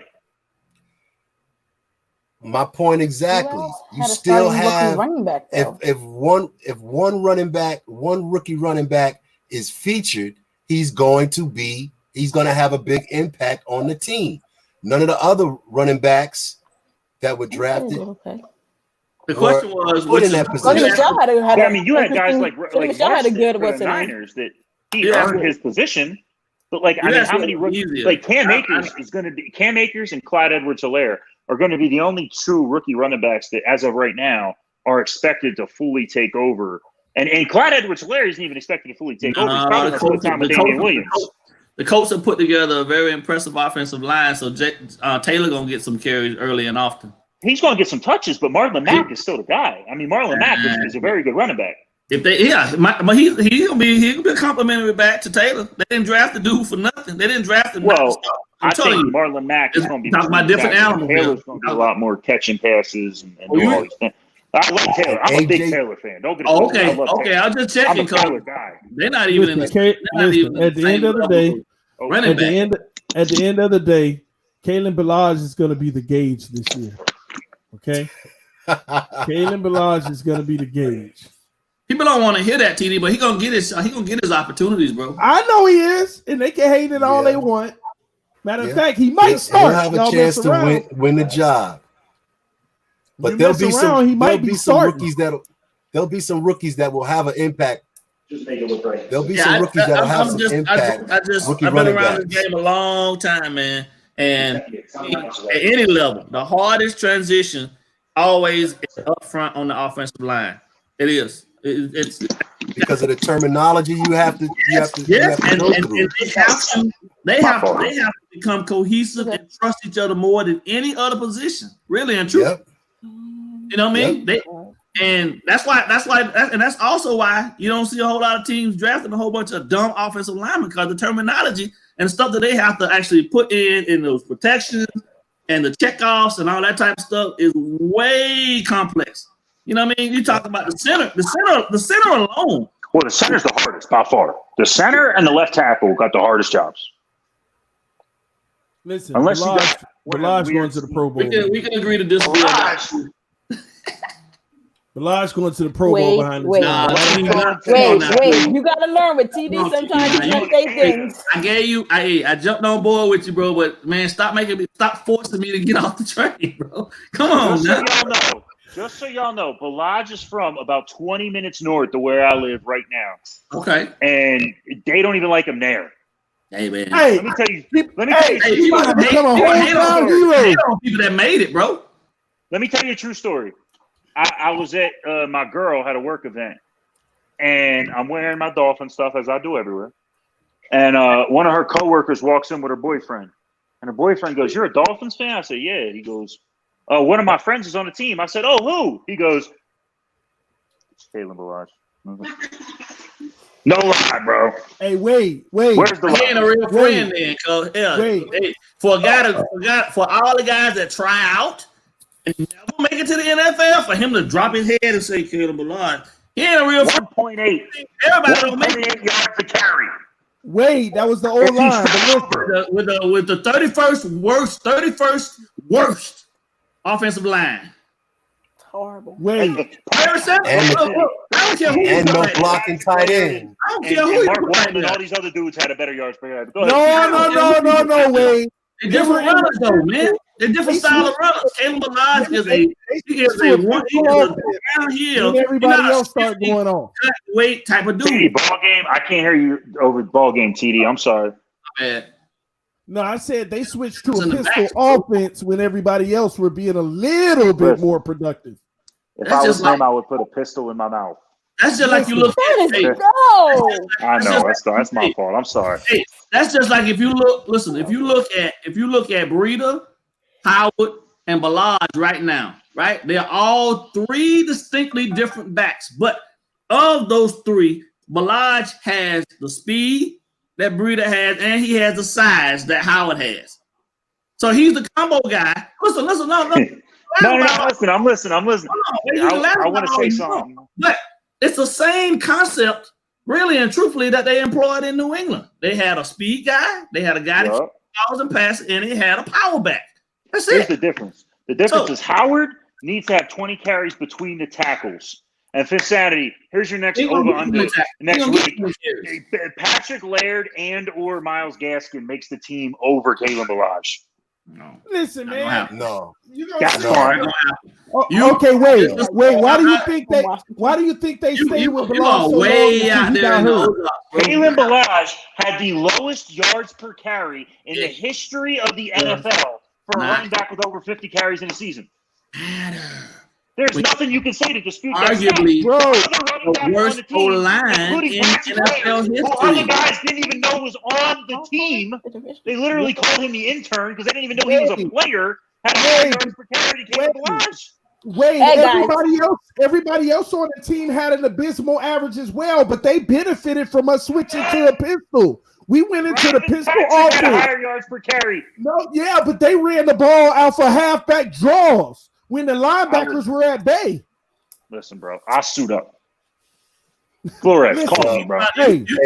I'm 6'2". I'm 6'2". I give you that. Hand me the ball and I fall over. I'm gonna double Kalen Balaj's yard per carry.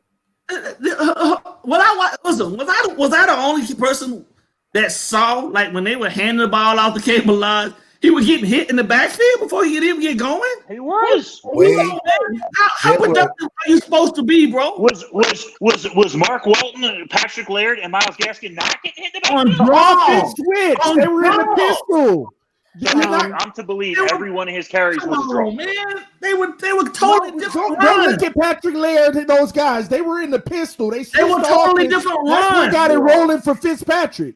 That's when Fitzpatrick actually started getting it rolling. Remember when Balaj went out, Fitzpatrick actually went in the pistol, and Fitzpatrick was playing trash too. But as soon as they switched him to the pistol, things started to move because they would hand the ball off in the draw, and the linebackers wouldn't be at the line of scrimmage because they were in pass formations. They had to change our entire offense because the O-line couldn't run block. I don't know that was schematic. That was all scheme. Balaj got all the single back carries.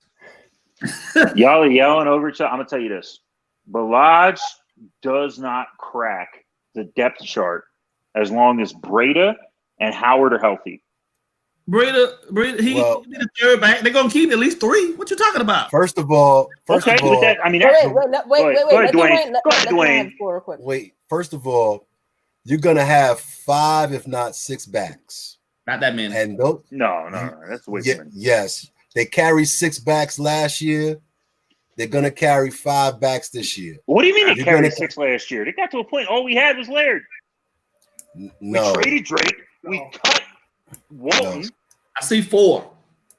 You're gonna have Breida as a third down back. You're gonna have a battle between Howard and Balaj. You are crazy. For number 1, and you're gonna have Malcolm Perry as the gadget guy. That's 4. So what you're talking about? First of all, hold on. And you're gonna have a 5th guy, probably either Laird or Gaskins, but not both of them will be on the team. Balaj will be on the team. TD, for real. It's your hometown hero, man. Let me tell you something. First of all, wait. Give way the chance real quick. First of all, Perry runs one of the slowest 40s I've ever seen for a guy that's supposed to be a gadget guy. There's a very good chance he don't even make the damn team, especially if we plan on carrying Rosen. Like, let's be real. Secondly, let me tell you something. If anybody challenges Jordan Howard, who I've said time and time again, remember, since he's come in the league, Jordan Howard is the 3rd leading rusher since he's come in the league, and that includes being on an Eagles team last year that did not fit what he does at all. The way this run offense works is to run Jordan Howard between the tackles a minimum of 20 times a game, maybe 25. You put Breda on the field in sets with Howard because everyone's scared of you throwing to Breda because he's got the speed. But Breda's going to have just as many catches as he has rushes. And the simple fact of the matter is, between Gesicki, between Jakeem Grant, Preston Williams, Devontae Parker, there's only so many offensive snaps. So I'm sorry, I can't buy if Lodge is even going to see the field for a significant amount of time. I didn't say he's going to see the field. I'm saying he's going to be on the right. Dwayne said he's going to challenge Jordan Howard. That's right. In what? That's right. He will. He will. First and second. Everybody said the same thing last year with Drake and Balaj. And everybody said Josh Rosen was going to win the starting job. What happened? You're right. But in camp, everybody said is no way Balaj beats Drake out. And in camp, Balaj was the one showing off in camp. But why Drake, do you think Drake started the season? Everybody said that nonsense, and Drake started the season. And the fact of the matter is, Drake said he's not. Drake was a 3rd down back. Drake was a 3rd down back early. First of all, there was no true number 1 back in that running offense early. Well, we know they did it by committee. Everybody. And if Drake had said the depth chart had Drake behind Balaj, but Drake wanted to leave. No. The depth chart had Drake behind Balaj. Bro, go look at the stats and see who led in carries. And then every time Drake got on the field, it was 3rd down. They had Balaj back there in the eye starting. They were moving Drake, bro. Drake's contract was up. It's a whole different thing. We just brought in Jordan Howard. Jordan Howard's not only going to be a feature back, he's going to be one of the best steals in the NFL in terms of what he's getting paid, bro. He's going to go right back. Y'all forget, not only is he third in the league in rushing yards since he came in, he's 26 years old. Y'all acting like we signed a 32-year-old running back. The kid's got fresh legs. They didn't even use him in Philly last year until everybody else got hurt. Why? Because they run a zone blocking scheme, which is not what he does. He's a between the tackles power back. It was a stupid deal for them to get him in the first place. But when you can get a player of that caliber for only a 6th-round pick, you do it every time.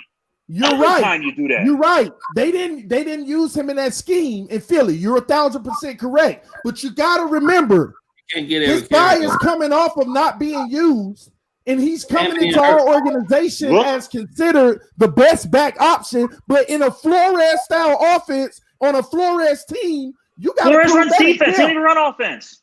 Look at what happened to Chicago's offense when Jordan Howard left. Who gives us the best chance to win? That's what's going to happen. I can't even say it. I'm trying to be family. Look at how Tariq Cohen, Mitchell Trubisky, Allen Robinson, Trey Burton, look at how they all took a step back when Jordan Howard left.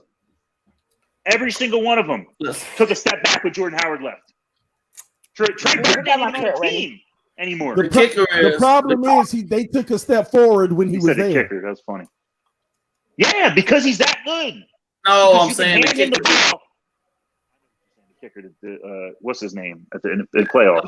I'm saying the kicker is that he can't get all the carries, and he won't. So Balaj will have a role on the team. And if Jordan struggles, Flores has already shown he will open up the door for somebody else to take the spot.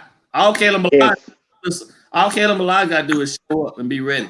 But none of them ain't going to do nothing to that offensive line. If Caleb Balaj takes the job from Jordan Howard, I will buy everybody on this video right now what was Shula gear. Send me your addresses. And don't hold your breath. What I told y'all, Dwayne. What I told you, Phins. You mean wait, you said on the starting, like, what do you mean? Clarify that even Dwayne more. said he's going to challenge Jordan Howard for the job. If he takes Jordan Howard's starting job, everybody in the beginning of the season, Jordan Howard blows his ACL out and Caleb. Like, if he gets the starting job at any point in the season over Jordan Howard, 16 games, oh, man. I will send all of y'all what was Shula gear on me. Let me write that down. On my list. All right. And this is going to be right after Phinsanity takes us on the Shulas. Are there any guaranteed spots right now other than one? Oh, man. Yeah. Hey, hold on. What is that one? The highest paid dude on the team right now, Byron Jones. Yeah, you're right. Byron Jones and Xavier Howard are both guaranteed their starting spots. I don't know about it. Christian Wilkins is starting. We don't know that. I know that. Christian Wilkins is starting. That dude's a man, listen.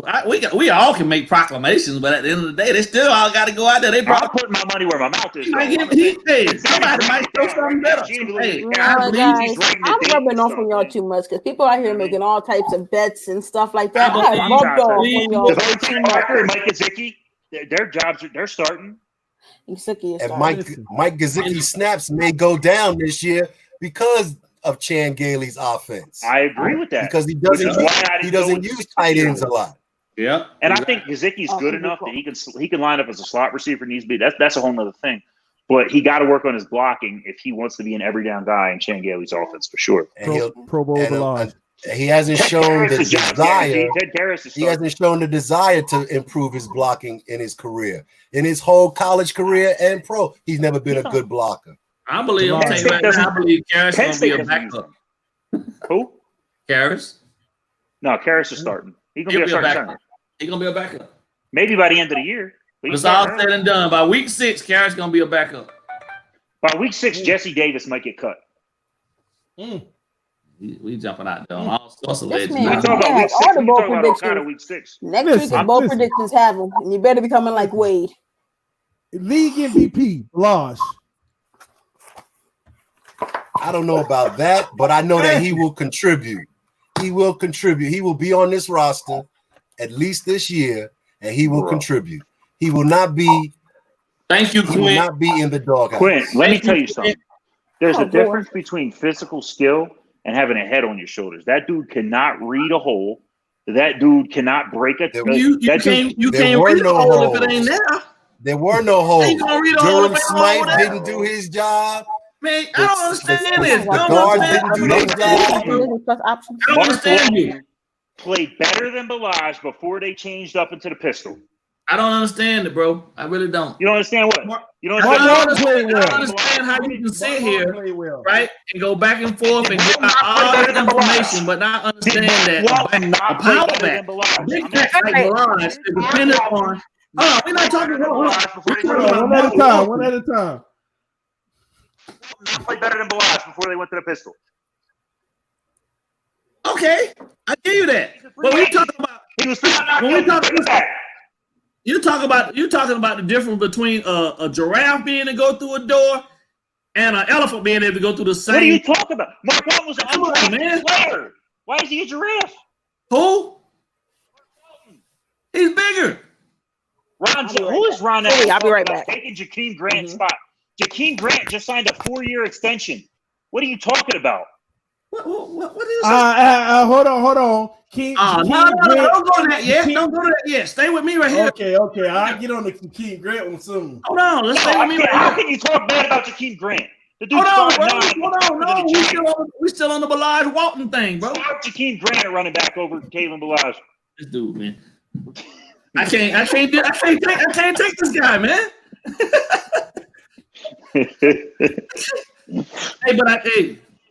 I don't want to hear all I want to hear you say, and I don't want nothing else from you is if and when Kalen Balaj show up this season. If he does, man, I don't want you nothing to say. I don't want you to say nothing but I was wrong, and we're gonna move on from it. Because if he does, listen, you know what we should do. 2 years, bro. You get this on me. 2 years, man. I'm gonna take that shirt. You on me if Kalen Balaj shows up. 2 years, this dude's been playing behind the worst offensive lines in the NFL. I don't understand how anybody could hold anything to these dudes. Most of any other offensive players. How you can hold any of them accountable for what's happened in the last 2 seasons? It's been abysmal. And then to go out there and think that that's all on the individual? No. I'm not saying it's all individual. What I am saying is how many other dudes, including undrafted players like Mark Walton, outperform this guy. Yeah. You only get so many passes, bro. When you have a season where you literally have the lowest yards per carry in the history of the NFL for someone that's had at least 50 carries, that says something. And many players on the team had more than 50 carries. It wasn't just him. Laird had more than 50 carries. Mark Walton had more than 50 carries. Laird didn't do much with his carries. I'm not saying they didn't do much with his carries. He didn't do anything with his carries. His average was below 1. What I'm saying is you're proving my point. You're saying Laird was nothing special, and he was still better than Balaj. Listen, that's like saying Tannehill needs to be out of the league. A different run scheme was going in place. Tannehill set records at his position. Tannehill had 25 consecutive completions, the most that anybody ever had. He wasn't the best ever to play. I mean, you can watch the play calling. You can watch the play calling and see that when they put Laird and they put him in the game, that the scheme was different as opposed to what they were asking from. Adam Gase's play calling was horrible. No one's saying Kenyon Drake had the worst yards per carry in the league. Yeah, go Balaj. Line play. That's why running back is the most dependent position on the field. I don't care what. Hey, not for our team, huh? It's the most dependable position outside of Miami. No. I say it is the most dependent position. Running back is. They depend on the offensive line. They only gonna go as far as the offensive line is gonna go. They're gonna go. You can say the same about the quarterback, though. The quarterback play gonna suck too. I agree with you. Look at Andrew Luck and Ryan Tannehill. All the skill positions depend on the offensive line doing their job. When the offensive line doesn't do their job, they fail. Everything else suffers. Everything gonna suffer. Everything else suffers. They're asking questions real quick. Quint, what I was trying to say is we did not draft Mark Walton. The Bengals did. That's what I'm trying to say. Every other running back on our roster right now, with the exception of the 2 we just got this year, Breda and Howard, we drafted. But last year, Laird was undrafted, but I think we were the first team he signed with. Kalen Balaj, Kenyon Drake, everybody on the roster last year, with the exception of Walton, was Dolphins first. That's what I was trying to say, Quinn. Merrick.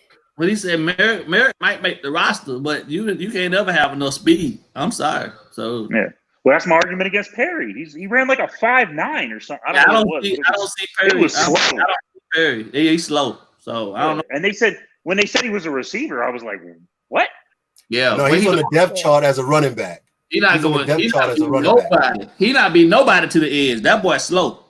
Y'all remember a couple years ago when Jacksonville had he wasn't slow in some of those games highlights that I saw. They didn't even give a position. Well, that 40 time must have lied. He was out. He was out. Yeah, he might have had a bad 40 time, but he was outrunning people for long games from the quarterback position. Everybody got somebody they can outrun. Yeah, but the Navy. You talking about Dwayne? You talking about Perry? Navy though, bro. Who does Navy play? Army. Navy might play us this year. Well, and us, the five of us on this podcast. Like, oh man, some people do not run the 40 as well as their game speed. He's not that guy, bro. I get you, but the competition wasn't even against, bro. That's like this was horrific. Sundays, Tom Brady, he's going to need probably 8 more pounds of muscle, but his diversity. The Dolphins. They're not making the roster, bro. What's he gonna play? H-back? No, he's not gonna play H-back. I'm just saying, but Brady and Manning ran faster 40s than this dude, bro. The only way he beat me in a race is if I fall down. Like, there's no way. Wait, Denard Robinson is the guy you're talking about. I got a new hip, and I know I still get him. For real. At 48, I'll still get him. That boy's slow. I'm sorry. Yes, you're right, Phinsanity. Denard Robinson. You're right. The offensive weapon. Someone in the comment section put it up for you. Merrick gonna be a weapon. I can't see I only see a couple that pop up on the bottom. I guess it's like Patreon or something. Nah, you should wait. Do you see private chat and then live comments? I see the private. Ain't nothing in the private right now. You don't see that on the side where you can hit live comments? Click on the other tab that says live comments. Yeah. And they will come. Yeah, there we go. What is it? Hey, shout out to my boy Josh is watching. He's been a friend of mine for like 15 years. Whenever we want to get a non-Dolphin on here for a very egotistical but informed decision, we're gonna get my boy you Josh need more than just skill. You need some will too. Who's his team? Wade? Oh, he's a Philly guy, man. But he's a real Eagles fan. He's not like a Philly Eagles fan. He's he lives in reality. You know what I mean? He understands that Donovan McNabb wasn't the greatest player ever. Okay. Wade is the GOAT. Yes. Don't sleep on Perry. We will see. I mean, right now we would have a lot more news if we were having rookie mini camps, but since we're not.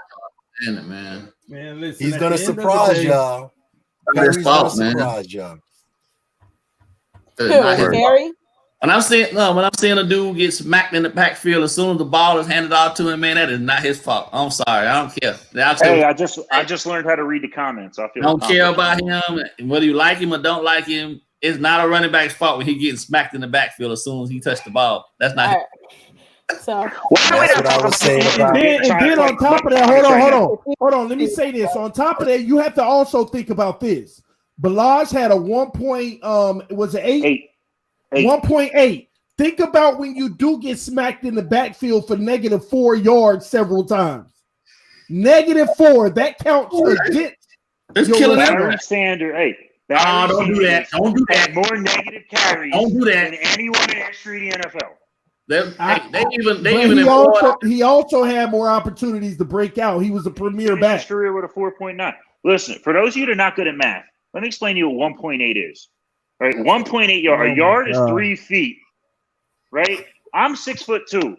If I stood up and fell over, I would have a better yards per carry average than Kalen Balazs. Unless you start 5 yards behind, you can hit right away. And you know what? He was falling forward behind the line of scrimmage. I'm with you, Finn Strong. I mean, I see that he ran a 4.6. What blocks didn't he read for the 424 ago? What no blocks? It's hard to read something that ain't there. I mean, listen. Both sides, right? Number one, yes, the offensive line was atrocious and it needs to get better. But There have been other running backs behind that offensive line and behind worse offensive lines. What's going on, Anthony? Listen, I mean, at the end of the day, it's gonna be very interesting for what it's worth, to see what happens with this. I'm with Wade. I feel like Howard pretty much should have it in the bag. I mean, hence why I bet TD a T-shirt that Howard have more rushing yards than Preston has. They brought Howard in to teach the man how to. Jazada 803, yes. Yeah, we might not even have rushing. Elder. You never know. Oh yeah, listen. Can't be mad at the dude because the O-line sucked too. Oh man. If Balaj sucks, then you gotta let the guys that blocking for him, they suck too. T, we were supposed to be done 20 minutes ago. Blame it on the back. And I'm glad that everybody can see this Balaj bash. So, I'll let this go on for another hour. I'm with it. Hey, that's all right though. You know, one thing that we say on this channel is time will tell. Yeah. At the end of the day, I just want my "What Would Shula Do" shirt.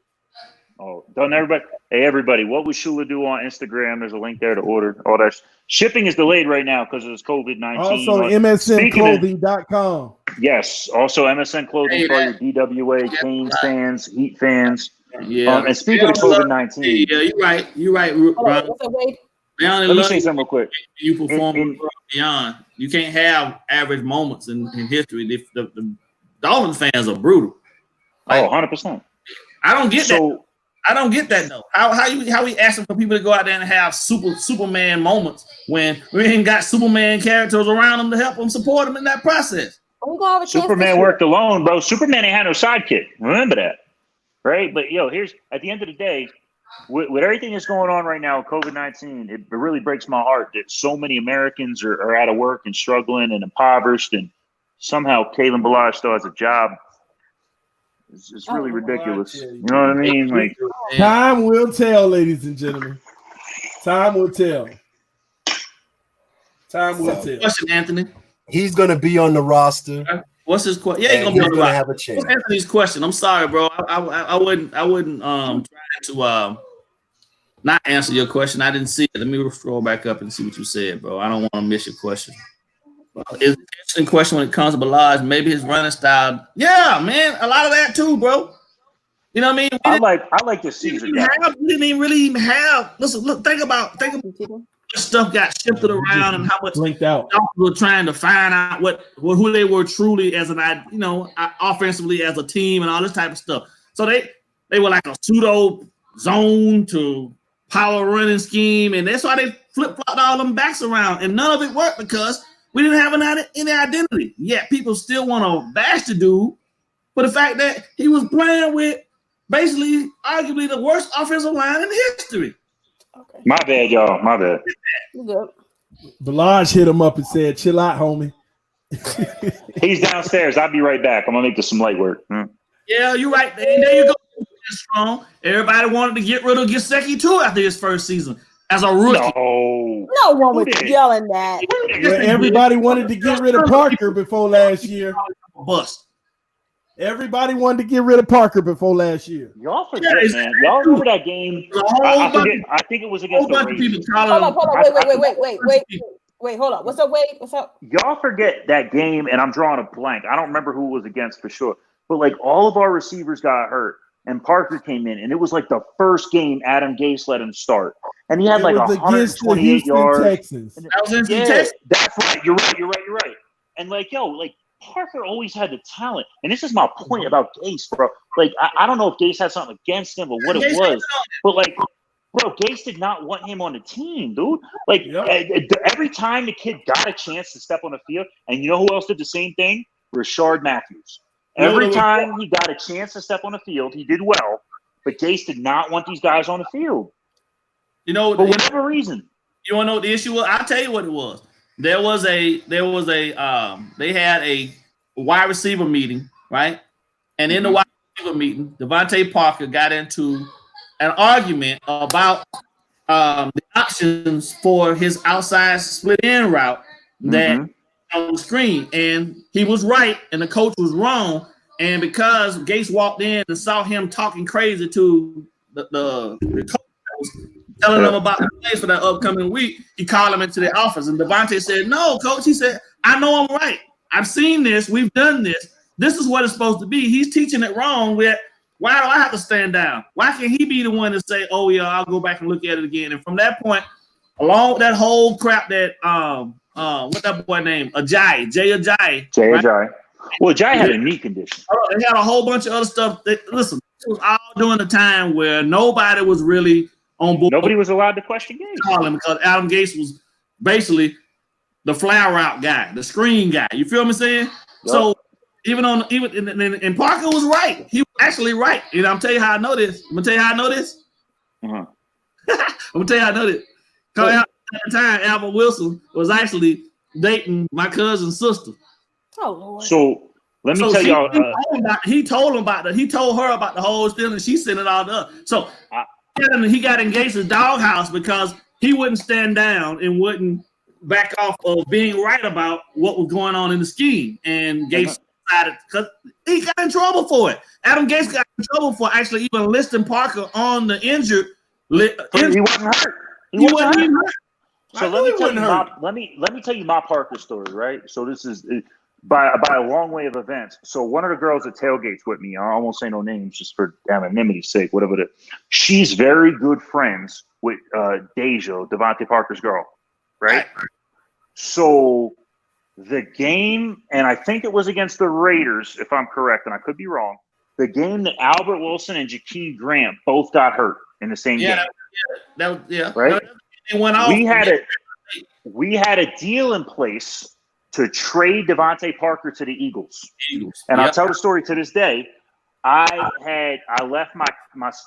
drove to the game with my sister, and I left my keys to her car in my boy's truck, and he left the game early, and we didn't know, so we was stuck.